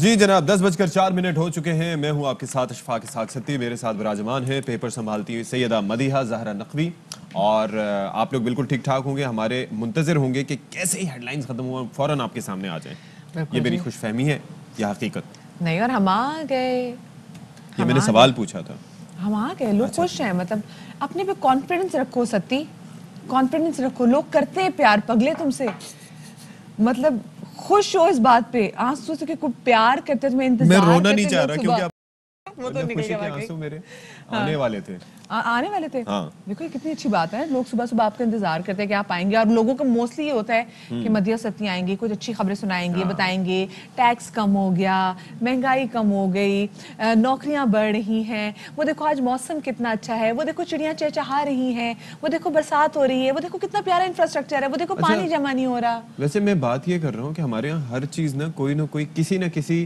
انتظامی مسئلے کی وجہ سے منفی پیغام لے کے آتی ہے۔ مثال کے طور پر بارش ہوئی، سڑکوں پر پانی، بارش ہوئی، لائٹ چلی جاتی ہے، سڑکیں تباہ و برباد ہو جاتی ہیں، خوش نہیں ہو پاتے لوگ۔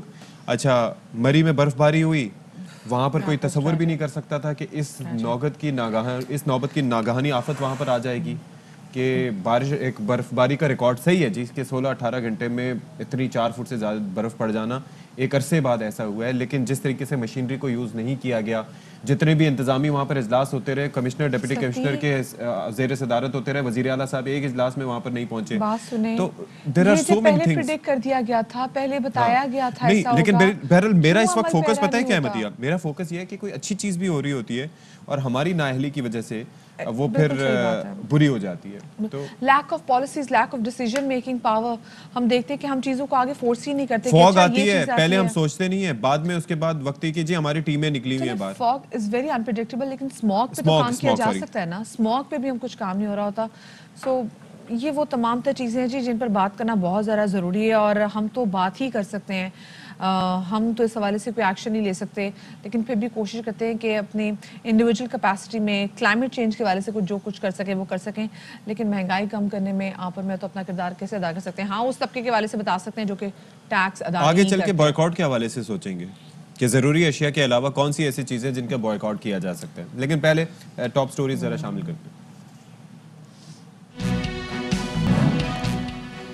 لائیو کانسرٹس میں گلوکاروں کے ساتھ بدتمیزی کے واقعات، گلوکاروں کے ساتھ ان کے چاہنے والوں کو بھی ہراسمنٹ کا سامنا، گانے والوں پر بوتلیں پھینکی گئیں، خواتین فینز سے بھی بدتمیزی کے واقعات۔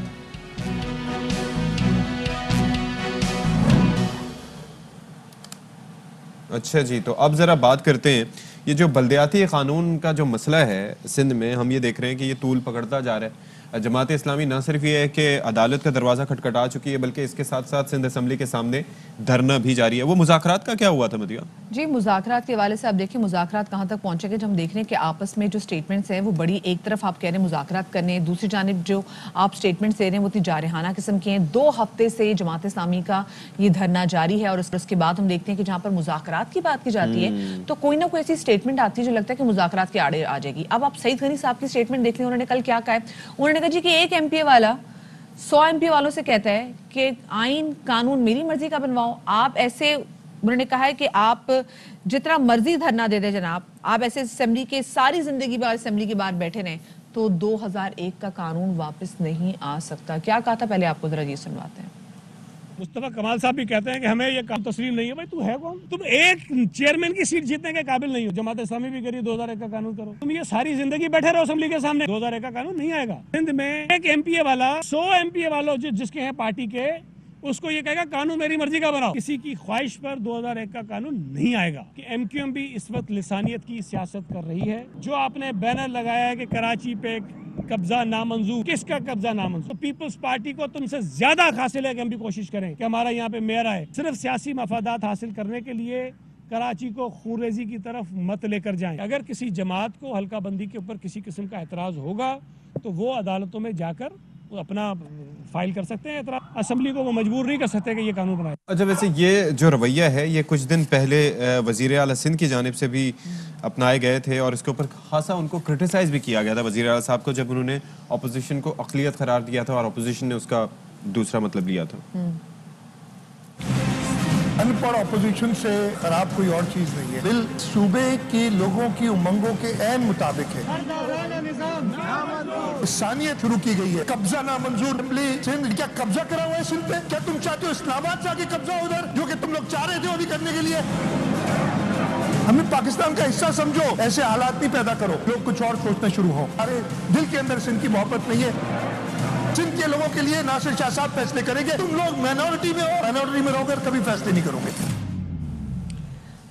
اچھا، دوسری جانب ہم دیکھ رہے ہیں کہ لوکل باڈیز الیکشن ایکٹ میں جو اب ایم کیو ایم ہے اس نے بھی جماعت اسلامی کے دھرنے کو جوائن کرنے کا اعلان کر دیا ہے. گزشتہ دنوں ہم نے دیکھا کہ ایک کانفرنس ہوئی جو کہ اسٹیک ہولڈرز کانفرنس تھی اور اس میں خالد مقبول صدیقی نے شکوہ کیا کہ گو کہ ہم نے بہت بار انوائٹ کیا، بہت بار مدعو کیا جماعت اسلامی کو اپنے بھی اس میں کہ آئیں ہمارے ساتھ بیٹھ کے بات کریں اور ہم لوکل باڈیز ایکٹ کے حوالے سے بات کرتے ہیں. انہوں نے تو خیر وہ نہیں ہے، لیکن پھر بھی ہم جماعت اسلامی کو ان کے اس دھرنے میں جوائن کریں گے. کیا کہنا تھا یہ سنواتے ہیں.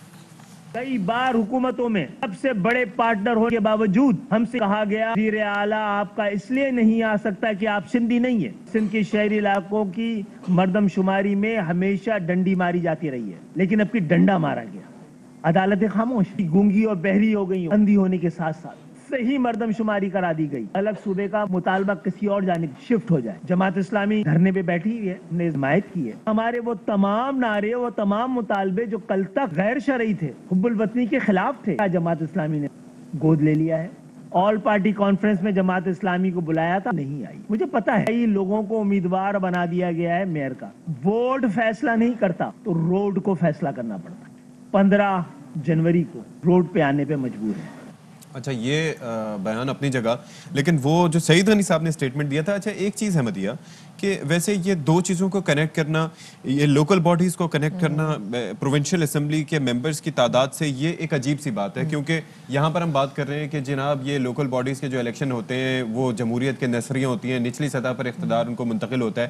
اب جیسے کے پی میں مثال لے لیں، کے پی میں ہوا یہ ہے کہ وہاں پر ویسے تحریک انصاف کی حکومت ہے، لیکن جو نیچے سے لوکل باڈیز الیکشن کے نتیجے میں جو الیکٹ ہوئے ہیں ان میں زیادہ تعداد جو ہے وہ جے یو آئی کے ارکان کی ہے یا پھر اس کے علاوہ آگے نکلی ہوئی ہے. تو یہ ضروری نہیں ہے کہ سعید غنی صاحب کہ آپ کی جماعت کی اگر اکثریت و ایم پی ایز زیادہ ہوں تو لوکل باڈیز میں بھی آپ کی تعداد جو ہے وہ زیادہ، یا لوگ آپ پہ زیادہ اعتماد کا اظہار کریں. Two things are different. تو اب جناب یہ صورتحال جو رہی ہے اس پر بات کر لیتے ہیں. جماعت اسلامی کے کراچی کے امیر حافظ نعیم الرحمان صاحب نے ہمیں جوائن کیا. بہت شکریہ جی، آپ نے وقت نکالا. یہ جو پہلے بیان تھا کہ تم اقلیت ہم اکثریت، فیصلے ہم کریں گے، یہ پہلے کوہرام مچ چکا ہے. اس پہ وزیر اعلیٰ صاحب نے جو بات کی تھی، اب سعید غنی صاحب کہتے ہیں کہ ایک ایم پی اے والا 100 ایم پی اے والوں کو کہتا ہے کہ قانون میری مرضی کا بناؤ. ایسا نہیں ہوگا، بھلے 100 دن تک بیٹھے رہو. آپ کا کیا ریئیکشن ہے اس پہ؟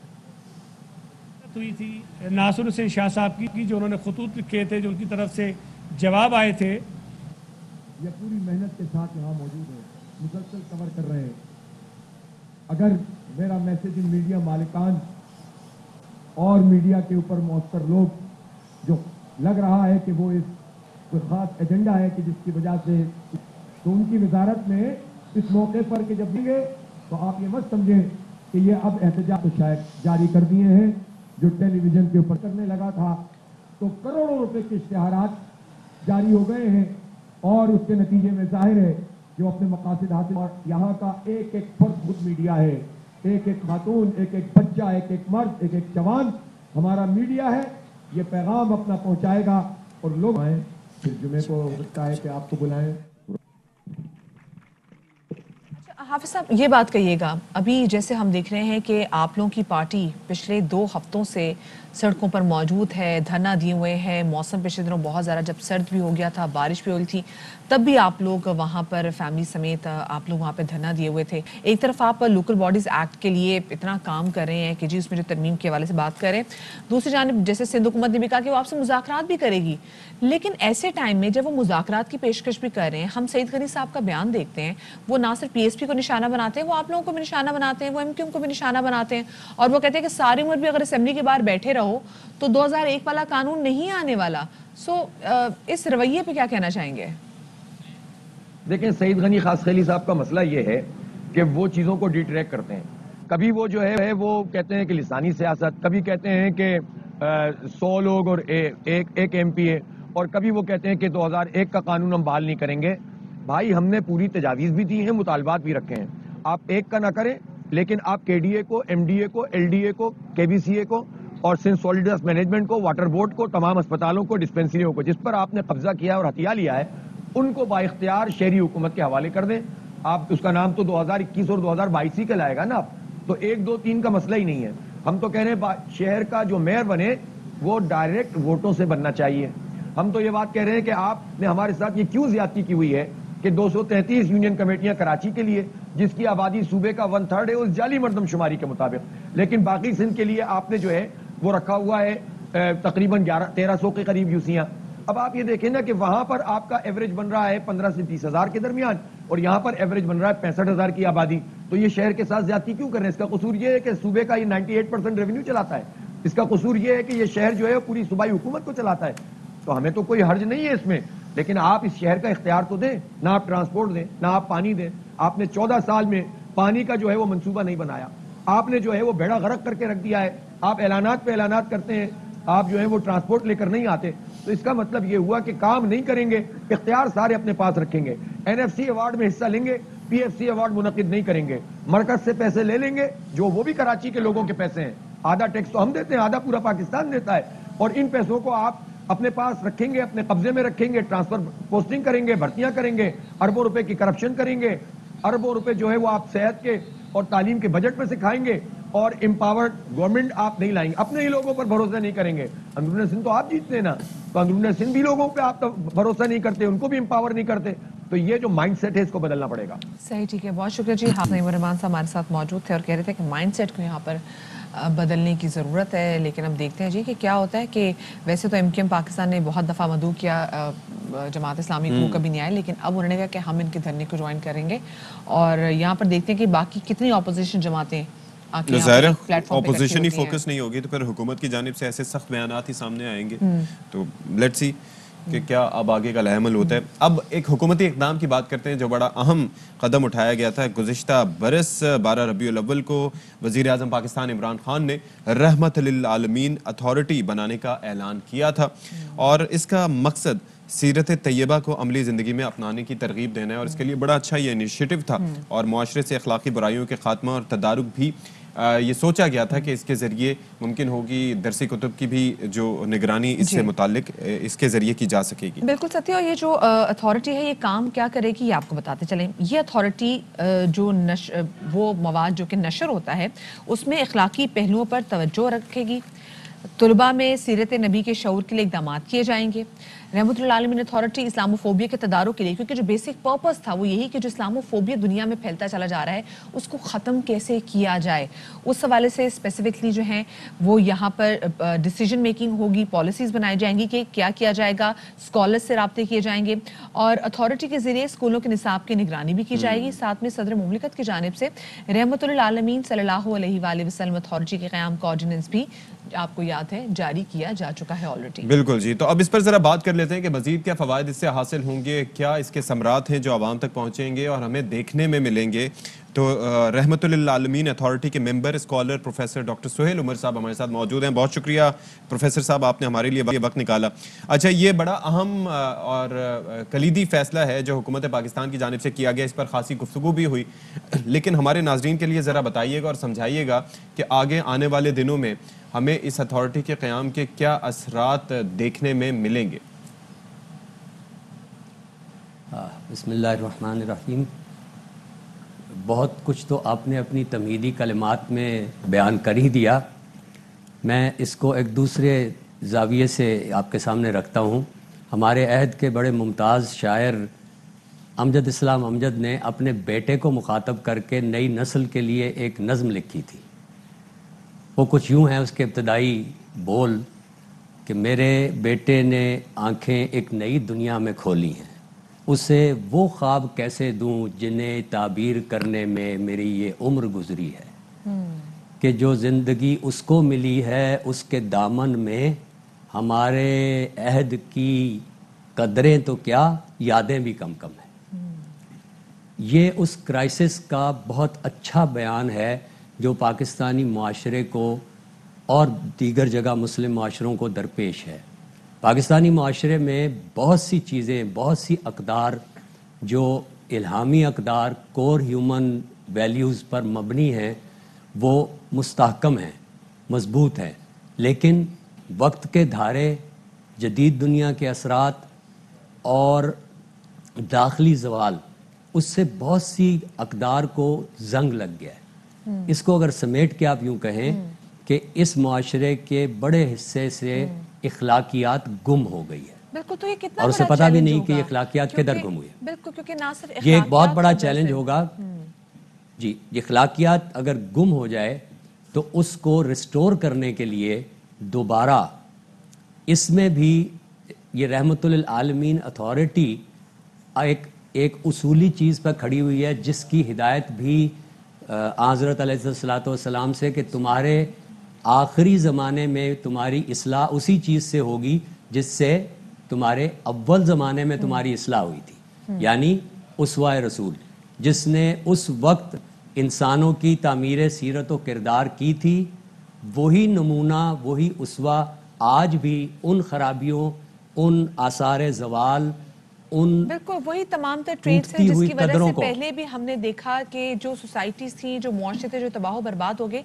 लेकिन अभी बात है कि चलिए इखलाकियत के साथ साथ एक और जो बहुत बड़ा चैलेंज दरपेश है इस अथॉरिटी को, क्योंकि जब इस अथॉरिटी का क़याम किया गया था तो ये बात की गई थी कि दुनिया में जो इस्लामोफोबिया है उसके तदारुक के लिए काम करना है। हम तो अभी अपने हमारे मुसलमान बहन भाइयों के इखलाकियात की में इस्लाह के वाले से बात करें तो ये जो इस्लामोफोबिया है ये तो और बहुत बड़ा टास्क हो जाएगा और बहुत बड़ा चैलेंज हो जाएगा। जी हाँ, जी हाँ, ये अथॉरिटी के पास जो करने के काम हैं या उसे जो मैंडेट दिया गया है या उसके अहदाफ व मकासद मुकर्रर किए गए हैं उनमें ये सारे पहलू पेश नज़र रखे गए हैं। अच्छा। एक जो घर के अंदर की इस्लाह से मुताल्लिक है, एक जो बैरूनी दुनिया से मुकालमा करने और उनकी गलतफहमियां दूर करने से मुताल्लिक है। ठीक है। और उसमें सरे फहरिस्त वही चैलेंज है जिसकी आपने बात की, जिसे इस्लामियोफोबिया कहते हैं, उसको दानिशमंदी से, हिकमत से और रिसर्च बेस्ड वेल आर्टिकुलेटेड जवाबात के जरिए, जज्बाती उबालों के जरिए नहीं, बिल्कुल उसको काउंटर करना इसके मकासद में से एक है। और बाकी जो आपने अर्ज किया कि मैं एक चीज़ वजाहत कर दूं कि आपकी गुफ्तगू में बार बार एक लफ्ज़ आया कि निगरानी करेगी, निगरानी करेगी। ये इदारा निगरानी या एहतसाब का इदारा कतअन नहीं है। It is an epistemic body. अच्छा। ये आपको वो कहते हैं अद-दीन व Naseeha, it's good counsel and advice. इसका कोई रेगुलेटरी कोई किरदार नहीं है, کوئی احتسابی کردار نہیں ہے, نگرانی کا نہیں ہے, یہ مشورے کا کردار ہے, تحقیق کا کردار ہے, اور اصلاح کے لیے جو چیزیں ہو سکتی ہیں یا جن کی کمی ہے مختلف ڈومینز میں, چاہے وہ میڈیا ہو, اور سب سے زیادہ میڈیا ہی ہے کہ کارٹون سے لے کر اور ڈراموں اور فلموں تک جتنی جانراز ہیں ان میں جو منفی چیزیں اس معاشرے کے بچوں بڑوں تک سرایت کر چکی ہیں ان کو آپ اچھے مواد کی تخلیق کے ذریعے تو پروفیسر صاحب, لیکن اس کے اندر ذرا ہمیں تھوڑا سا آسانی کے لیے یہ بتائیے گا کہ ہمارے آپ کے پتہ ہے کہ یہاں پر اکثر چیزیں اس وقت تسلیم کی جاتی ہیں جب اس کے اندر کوئی سختی کا ایلیمنٹ, بھلے وہ, میں ایک چھوٹی سی مثال دیتا ہوں, ماسک پہننے سے لے کے ٹریفک قوانین کی خلاف ورزی نہ کرنے تک کی بات ہو, تو ایسے میں جب یہ جو مشاورتی عمل ہوگا یا آپ کسی حوالے سے ایڈوائز کریں گے تو وہ مختلف اداروں پر بھلے نصاب سے متعلق ہو یا کسی کی اخلاقی تربیت کے حوالے سے, وہ کتنی بائنڈنگ ہوگی؟ جی اس میں بائنڈنگ کا کوئی, یہی میں نقطہ واضح کر رہا تھا, لیکن ایک جی نہیں, یہ ریگولیٹری باڈی نہیں ہے, یہ ایپسٹیمک باڈی ہے, یعنی یہ علم کی بنیاد پر آگے بڑھے گی. اور اس میں یہ چیز پیش نظر رہے کہ جب کسی ادارے, کسی انیشیٹو یا کسی کچھ اقدامات کو سربراہ مملکت کی یا حکومت وقت کی تائید حاصل ہو اور اس کی حمایت حاصل ہو تو اس میں خود بخود ایک زور پیدا ہو جاتا ہے, جو اس طرح کا بائنڈنگ تو نہیں ہوتا لکھا ہوا, لیکن بہرحال اس کا اثر نیچے تک ٹرکل کرتا ہے. اچھا صحیح, ٹھیک ہے. وی ہوپ سو سر. تو یہ جو ٹرکل ڈاؤن افیکٹ ہوگا جو اسپیسیفکلی ہم نے تمام تر اقدار اپنے نوجوانوں تک پہنچانی ہے, طلباء تک پہنچانی ہے, تو ڈاکٹر صاحب کیا لگتا ہے آپ کو کہ اس کے لیے پھر کیا خاطر خواہ اقدامات کرنے ہوں گے ہمیں؟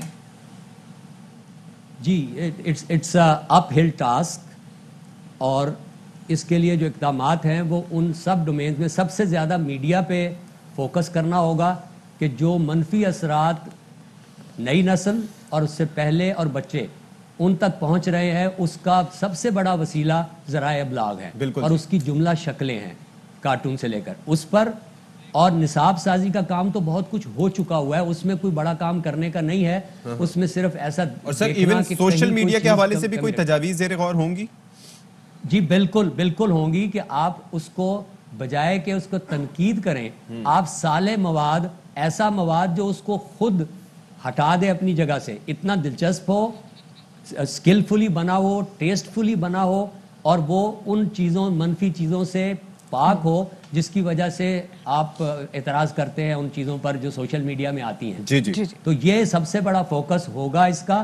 اس کے علاوہ اسپیشل ایونٹس, اسلاموفوبیا, ملک سے باہر لوگوں سے رابطے, لنکیجز, مکالمے, نصاب کے سے متعلق چیزیں, اور جو ڈومینز ہو سکتی ہیں ان سب میں کام کرنا. چلیں جی, it's uphill task and we have a long way to go. Sir professor doctor Sohail Umar sahab, بہت شکریہ, آپ نے ہمارے لیے نکالا. اور بائنڈنگ نہیں ہوگا, لیکن ظاہر ہے کہ حکومت کی تائید حاصل ہے, تو اس چیز کے اثرات جو ہیں, جو ٹرکل ڈاؤن ایفیکٹ ہے, وہ آئی ایم شیور دیکھنے کو ملے گا. ایک چھوٹی سی بریک لیتے ہیں, ہمارے ساتھ رہے گا.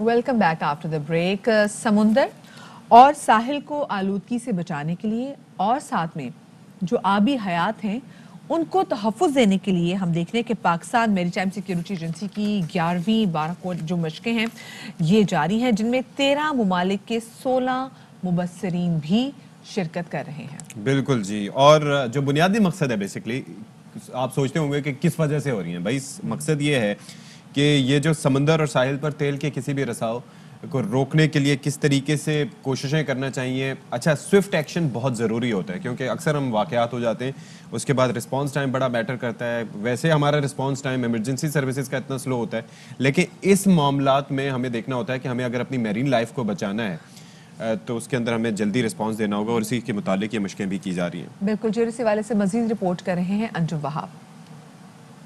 جی اس وقت ہم موجود ہیں کراچی بندرگاہ پر. میرے عقب میں آپ کو جہاز نظر آ رہا ہوگا, یہ پاکستان میری ٹائم سیکیورٹی ایجنسی کا PMSS کولاچی ہے.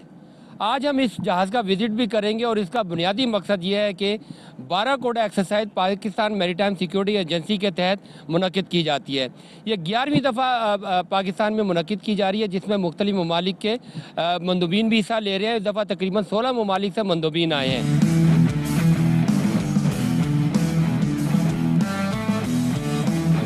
कैप्टन उमर हमारे साथ मौजूद है और ये अब हमें बाराकोटा मश्क के बारे में बताएंगे कि बाराकोटा मश्क क्यों मुनक़िद की जाती है। एक्सरसाइज बाराकोटा जो है ये इसका आगाज़ 2009 में किया गया। बुनियादी मकसद इसका यही था कि मैरीटाइम के शोबा से रिलेटेड जितने भी अदारे हैं और कंपनीज़ हैं उन तमाम को ऑयल स्पिल जैसे डिज़ास्टर से निपटने के लिए बुनियादी गाइडलाइन दी जाएं और इस प्लान में तमाम स्टेक होल्डर्स की ज़िम्मेदारियों को तयन भी कर दिया गया है और पीएमएस को इस प्लान के तहत कोऑर्डिनेटर बनाया गया है और ये एक्सरसाइज भी इसी सिलसिले की एक कड़ी है।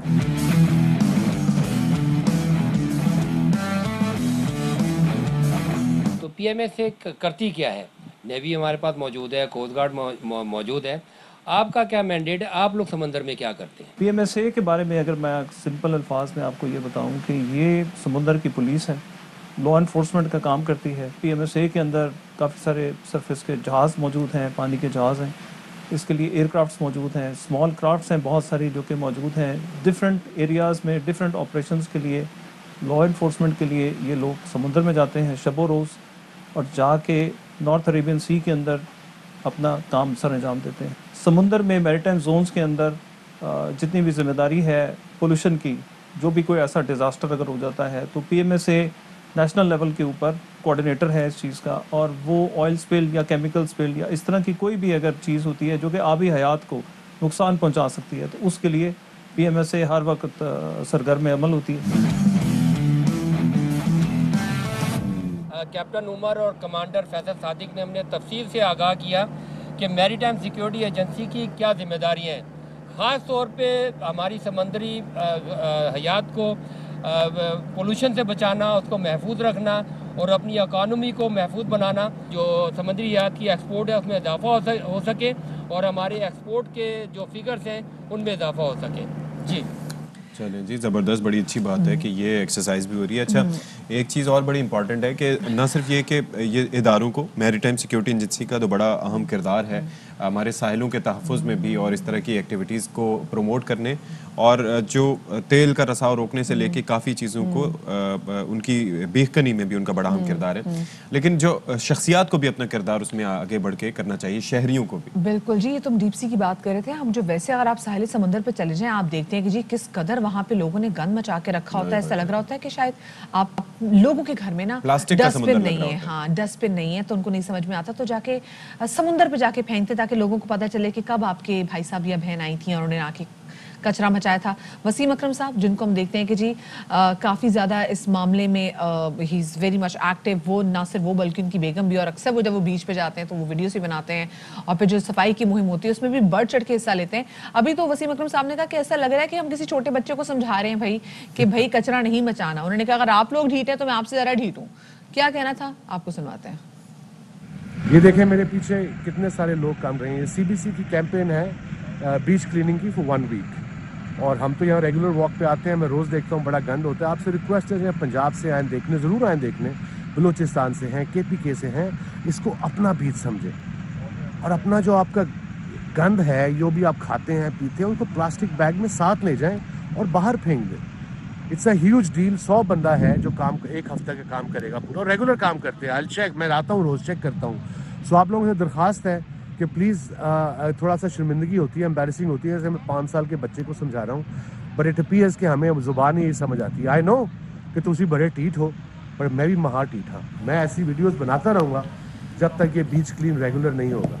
ज़बरदस्त। दूसरी टीट हो तो मैं भी महा टीट हूँ। हमने देखा शनेरा अकरम उन्होंने भी फिर ट्वीट किए इस हवाले से, और आप देख सकते हैं बिल्कुल जी। और दोनों बहुत एक्टिव सती थ्रू आउट हमने लॉकडाउन के टाइम में भी देखा शनेरा अकरम और वसीम अकरम साहब पूरी जो है मैं हैरान हो रहा था कि हम लोगों को क्या खुशी मिलती है कि डस्टबिन पड़ा होता है और खाली होता है ہم نا ایسا کچرا کنڈی ہوتی ہے خالی ہوتی ہے, باہر کچرا پڑا ہوتا ہے. ایسا لگتا ہے ہم گیم نہ کھیل رہے, ہم دیکھتے ہیں اچھا نشانہ جاتا ہے کہ نہیں جاتا, دور گرتا ہے کہ او ہو چلو نیکسٹ ٹائم کل آ کے ٹرائی کریں گے کہ ہمارا کیا ٹوکری کے اندر یہ جو بڑا بن پڑا ہوا ہے کچرا جو سے کیا اس میں کچرا جاتا ہے کہ نہیں جاتا. مطلب کتنے سیکنڈ لگتے ہیں, 2 سیکنڈ مزید اور اپنی ٹانگوں کو تھوڑی سی مشقت اور دے دیں, 2 قدم اور چل رہے ہیں اور یہ جہاں پر ہے نا یہاں پہ کوڑا پھینک دیں. اور 4 کچرا کنڈیاں پڑی ہوں گی اور ان کے اطراف پورا لائن سے سڑک پہ کچرا ہوگا.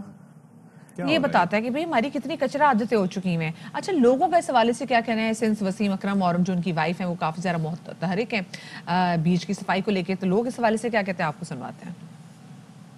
جی دیکھیں بالکل سی بی سی کی جانب سے جو ہے وہ کراچی کے ساحل پر صفائی مہم کا آغاز کر دیا گیا ہے, جس کے بعد جو ہے وہ وسیم اکرم نے اس چیز کو بہت زیادہ اپریشیٹ کیا. ان کا یہ کہنا ہے کہ میں خود بھی جو ہے میدان میں اتروں گا اور کوشش کروں گا کہ صفائی کروں. تمام شہریوں کو چاہیے کہ وہ اس پہ پارٹیسپیٹ کریں, اور اگر کراچی والے جو ہے وہ گندگی کریں گے تو ظاہر سی بات ہے ان کا کام تو ہے کہ وہ اپنا کام کریں, لیکن ساتھ ساتھ میں بھی اپنا کام کروں گا. اور بہت اچھا الفاظ انہوں نے استعمال کیے کہ اگر کچرا پھینکنے والے ڈھیٹ ہے تو میں بھی ڈھیٹ ہوں اور میں صفائی مہم میں جو ہے وہ بڑھ چڑھ کر حصہ لوں گا. میں اس وقت موجود ہوں کراچی کے ساحل پر, یہاں لوگوں سے بات کرتی ہوں کہ وسیم اکرم نے تو اپنی ذمہ داری سنبھال لی ہے, اور ایز اے شہری جو ہے وہ ہم لوگوں کی کیا ذمہ داری ہے, کیا ہمیں ڈسٹ بن میں کچرا نہیں پھینکنا چاہیے, کیا کہیں گے اس بارے میں؟ جو ہے ڈسٹ بن میں ڈالنا چاہیے, اور وسیم اکرم جو کر رہے ہیں بہت اچھا کر رہے ہیں. یہ ہم شہریوں کو چاہیے ان کے ساتھ تعاون کریں, کچرا ڈسٹ بن میں پھینکنا چاہیے, گندگی کا خیال رکھنا چاہیے ہم لوگوں کو. کراچی کو خود صاف کریں, اپنا کچرا خود پھینکیں گے تو اور لوگ بھی احتیاط کریں گے. کچرا جو ہے وہ ڈسٹ بن میں پھینکنا چاہیے اور کہیں آر پار پھیلانا نہیں چاہیے.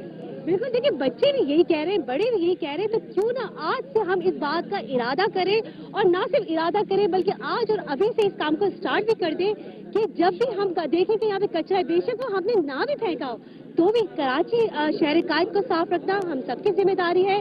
اور جب سمندر نیلا نیلا ہوگا تو اس میں جو ہے وہ انجوائے کرنا, اس پانی سے نہانے کا اپنا ہی مزہ ہے.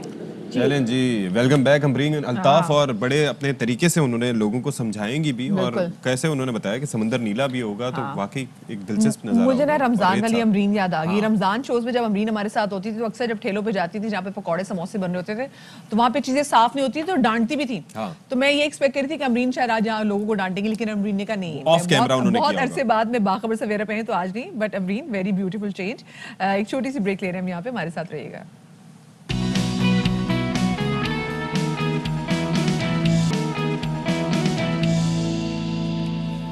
Welcome back. اور اب ذرا آپ کو بتا دیں کہ شہر قائد کراچی میں 24 گھنٹے میں جو مثبت کیسز ہیں اومیکرون کے, ان کی شرح جو ہے وہ بڑھ کر ہو چکی ہے 20.45%.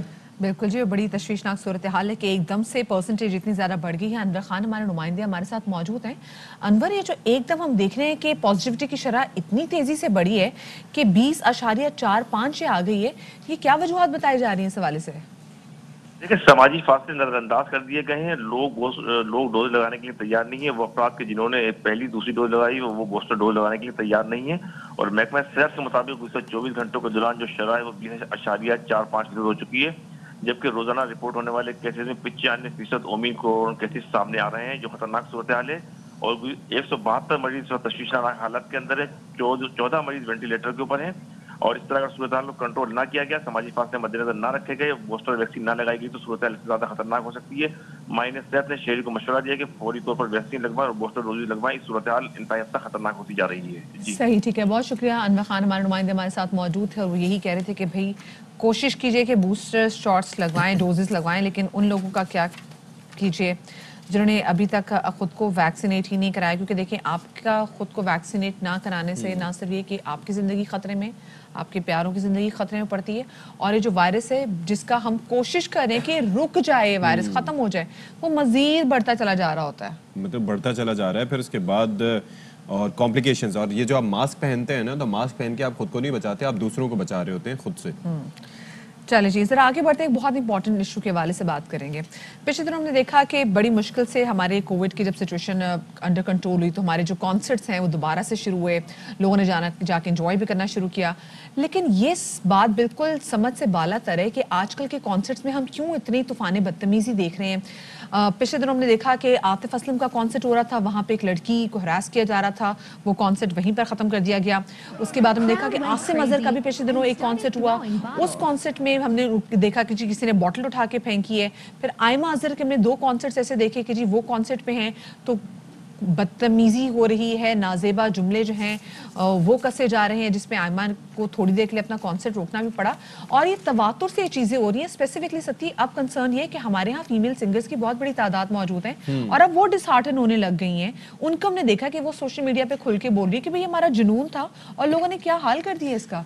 अच्छा, वैसे ये चीज़ मैं समझने से कासिर हूँ कि ऐसा क्यों हो रहा है कि पहले आप एक तरसी कौम है, वो वजह उसकी ये है कि आप लोग चाहते थे कि यहाँ पर कॉन्सर्ट्स हों, आप चाहते थे कि ये जो घुटन के माहौल से निकल सके और ऐसी परफॉर्मेंसेस हम देख सकें, एंजॉय कर सकें, वेदर को एंजॉय कर सकें, इन कॉन्सर्ट्स को एंजॉय कर सकें, मौसीकी का तड़का इनमें लग सके।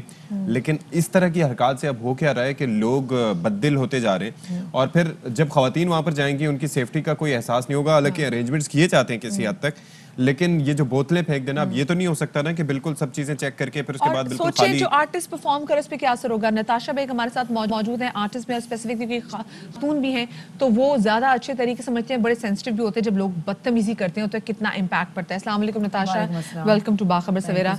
कुछ दिनों पहले हमने देखा कि आपने एक बड़ी बहुत लंबी पोस्ट भी डाली थी जिसमें आप बहुत ज्यादा डिसहार्टन दिखाई दे रही थी कि जो आए दिन बदतमीजी के जिस तरह के इवेंट्स हो रहे हैं, क्या इम्पैक्ट होता है। आई वाज सरप्राइज्ड टू सी, चलो एक इवेंट एक हुआ, फिर 2 हुआ, फिर 3, मतलब बैक टू बैक जब होने लगा तो जाहिर सी बात है आपको टेंशन होने लग जाती है कि लोगों को अचानक हो क्या गया है। और for me it was very surprising because I thought कि अगर ये चीज़ आतिफ असलम के साथ हो सकती है तो फिर तो किसी के साथ भी हो सकती है। तो मुझे लगता है कि इसमें पूरी आवाम नहीं शामिल होती जो वहाँ क्राउड आती है, वो बस बदमज़गी के 2-3 लोग होते हैं जो सबके लिए पूरा मज़ा ख़राब करते हैं। And I think it's something related to psychology. कोई आई थिंक ऐसे लोगों को कोई मेंटल प्रॉब्लम है, क्योंकि हमारे यहाँ थेरेपीज़ वैसे भी इतनी और काउंसलिंग इतनी तरजीह नहीं दी जाती जिस तरह बाहर वेस्ट में जो है बच्चों को बचपन से ही। तो आई थिंक ये थोड़ा अपब्रिंगिंग का इशू है, क्या है, फ्रस्ट्रेशन है, बहुत फैक्टर्स है जिसकी वजह से। दूसरा हसद भी होती है कि तो इस अभी भी आप ये सिर्फ कॉन्सर्ट की हद तक तो नहीं ना, आप सोशल मीडिया पे किसी के भी तस्वीर के नीचे आप जाएं सिर्फ बदमज़गी है, कोई किसी को अपलिफ्ट नहीं कर रहा। लेकिन पहले ये सिलसिला सोशल मीडिया तक महदूद रहता था या ज्यादा से ज्यादा कॉन्सर्ट्स हो रहे हैं तो उनमें हुटिंग कर दी, लेकिन अब तो ये बोतलें फेंकने तक लाइक ये तो फिजिकल हैरेसमेंट हो गया। समझ से बालातर है। मुझे लगता है कि मुझे नहीं पता किस तरह, लेकिन अब चीज़ों को ना एक्शन लेने की ज़रूरत है हर तरह से कि अगर कॉन्सर्ट में हुआ तो ऑन द स्पॉट जो है उसको एक्शन, मतलब इग्नोर करने की ज़रूरत नहीं है, एक्शन फ़ौरन लेने की ज़रूरत है। दूसरा सोशल मीडिया का भी मैं कहूँगी कि हालांकि अक्सर लोग अभी भी मुझे कह रहे होते हैं कि किस किस को रोक लेंगी आप, लेकिन आई थिंक आप जितना देयर आर सर्टेन रूल्स, क्योंकि मैं ये कोरियन इंडस्ट्री को थोड़ा सा मैं फॉलो कर रही थी तो वहाँ मैंने एक चीज़ देखा था कि उनके एंटरटेनमेंट इंडस्ट्रीज जो मतलब जो आर्टिस्ट को चला रहे होते हैं उनके पेजेस पे ना कुछ नोटिस आ रहे होते हैं कि हम फलाना फलाना एक्टर को मैनेज करते हैं और हमने देखा है कि साइबर बुलिंग हो रही है तो हम उनके खिलाफ डिफेमेशन के लिए जा रहे हैं, तो they are taking action, we are not doing anything. ठीक है, तो आयमा ये तो सॉरी माफ कीजिएगा नताशा, यहाँ पे हम देख रहे हैं कि जैसे मैं आयमा वाला कभी देख रही थी लोग बदतमीजी कर रहे थे बेचारे, वो फिर क्राउड का ख्याल भी रख रहे होते हैं। Being an artist, इसका इम्पैक्ट नताशा आप पे कितना होता है जब आप परफॉर्म कर रही होती हैं? Very bad. इट्स आप नहीं मतलब मेरे ख्याल से nobody would like to go through this. It's a mental trauma, क्योंकि एक चीज़, एक आपका पैशन है, आपको एक म्यूजिक से प्यार है, पता नहीं आप क्या सोच के आप अपने मतलब आसपास जो आपके सीनियर म्यूजिशियन जिनके आप फैंस होते हो, आप उनको देख के बड़े होते हो, आप एस्पायर करते हो, आप इंस्पायर होते हो, आप म्यूजिशियन बनते हो, आपके दिमाग में नहीं होता कि आप इस तरह की चीज़ें देखेंगे। It's very traumatic. तो जो आसिम अजहर के साथ हुआ, आयमा के साथ हुआ, आतिफ असलम के साथ हुआ, specially I was very even like the comments, चलो ठीक है हुआ ऑन द स्पॉट हुआ, सोशल मीडिया पे जब ये बात आई तो नीचे जब मैं कमेंट्स पढ़ने गई मुझे ये देखना था कि कितने लोग इस चीज़ को सपोर्ट करेंगे कि हाँ कि मतलब वो ये एक होता है ना कि अपनी आवाज़ उठाएंगे। नो वन, सब अच्छा हुआ, मतलब ये। और एक मुझे बात बताएं कि कॉन्फिडेंस कितना शैटर करता है। एक सिंगर जो कि परफॉर्म करने जा रहा है, सामने सैकड़ों हजारों लोग मौजूद हैं, तो वो जाहिर है कि अपनी जिंदगी के बारे में सोच के जा रहा होता है ना, ये मेरे फैंस हैं, ये मुझे सपोर्ट करेंगे। और फिर हम आर्टिस्ट से ये भी एक्सपेक्ट करते हैं कि वो इंसान है, ठीक है, लेकिन हम एक्सपेक्ट करते हैं कि वो रिएक्ट ना करे, वरना वो भी उसके लिए बैकफायर करेगी। हमने तो पैसे दिए, तो इट्स लाइक कि चिट भी मेरी, चिट भी आपकी है, पट भी आपकी है, we are just there. I don't know, artist है, इज्जत है भाई आर्टिस्ट की। एक तो यहाँ पे जो एक बात होती है, अरे आप तो मेरासी हैं, तो आप नहीं सुनने आओ ना, If you want to point out that that person is a mirasi or demeaning for you, then don't follow the person, don't go to their concerts. You want to go there, you want to create issues and then you want to point fingers. इसके साथ साथ जो लोग वहाँ पर मौजूद होते हैं, मिसाल के तौर पर कंट्रोल करने के लिए बाउंसर्स वगैरह, ये वो आप कहते हैं कि कुछ लोग हैं जो इस तरह से करते हैं, तो उनको क्या सही तरीके से कंट्रोल किया जाता है? एक तो वो फैंस को भी हरासा कर रहे होते हैं और दूसरा सिंगर्स को भी। बाहर के मुझे लगता है कि अभी भी जो है ना सिक्योरिटी लेवल उस तरह से प्लान नहीं है जिस तरह होती है। बाउंसर्स भी क्या कर लेंगे, किसको कितना पकड़ लेंगे, सही वो और बदमजगी हो जाती है। और बदमजगी, लेकिन होने चाहिए, लेकिन होना चाहिए, एक प्रॉपर प्लान होना चाहिए। स्पेसिफिकली आई बिलीव कि खवातीन आर्टिस्ट के साथ बाउंसर्स का होना बहुत ज्यादा जरूरी है, ताकि जो बदतमीजी करे उसी वक्त उसको उठाएं चिमटे की तरह और उसको बाहर फेंक कराएं और एक्शन लिया जाए। Thank you so much Natasha, वक्त की बहुत ज्यादा के लिए। आप लोग अपना ख्याल रखिएगा। शादरी आबादरी, अल्लाह हाफिज।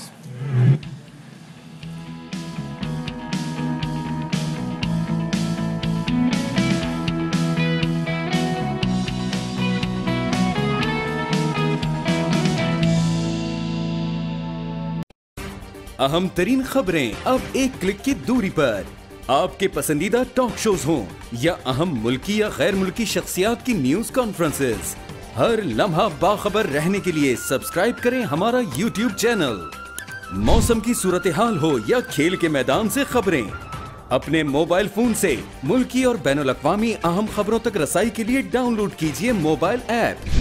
बावसूख ज़राए से मुसद्दिका खबरों, तज्ज़ियों और तबसरों से मुस्तफ़ीद होने के लिए विजिट कीजिए पाकिस्तान की सबसे बड़ी न्यूज वेबसाइट www.arynews.tv। इन सब के अलावा पाकिस्तान का सबसे बड़ा फेसबुक पेज हो, सबसे बड़ा न्यूज इंस्टाग्राम अकाउंट या फिर ट्विटर, ARY न्यूज पहुंचा रहा है खबरें सबसे पहले आप तक, ताकि आप रहें हर लम्हा बाखबर।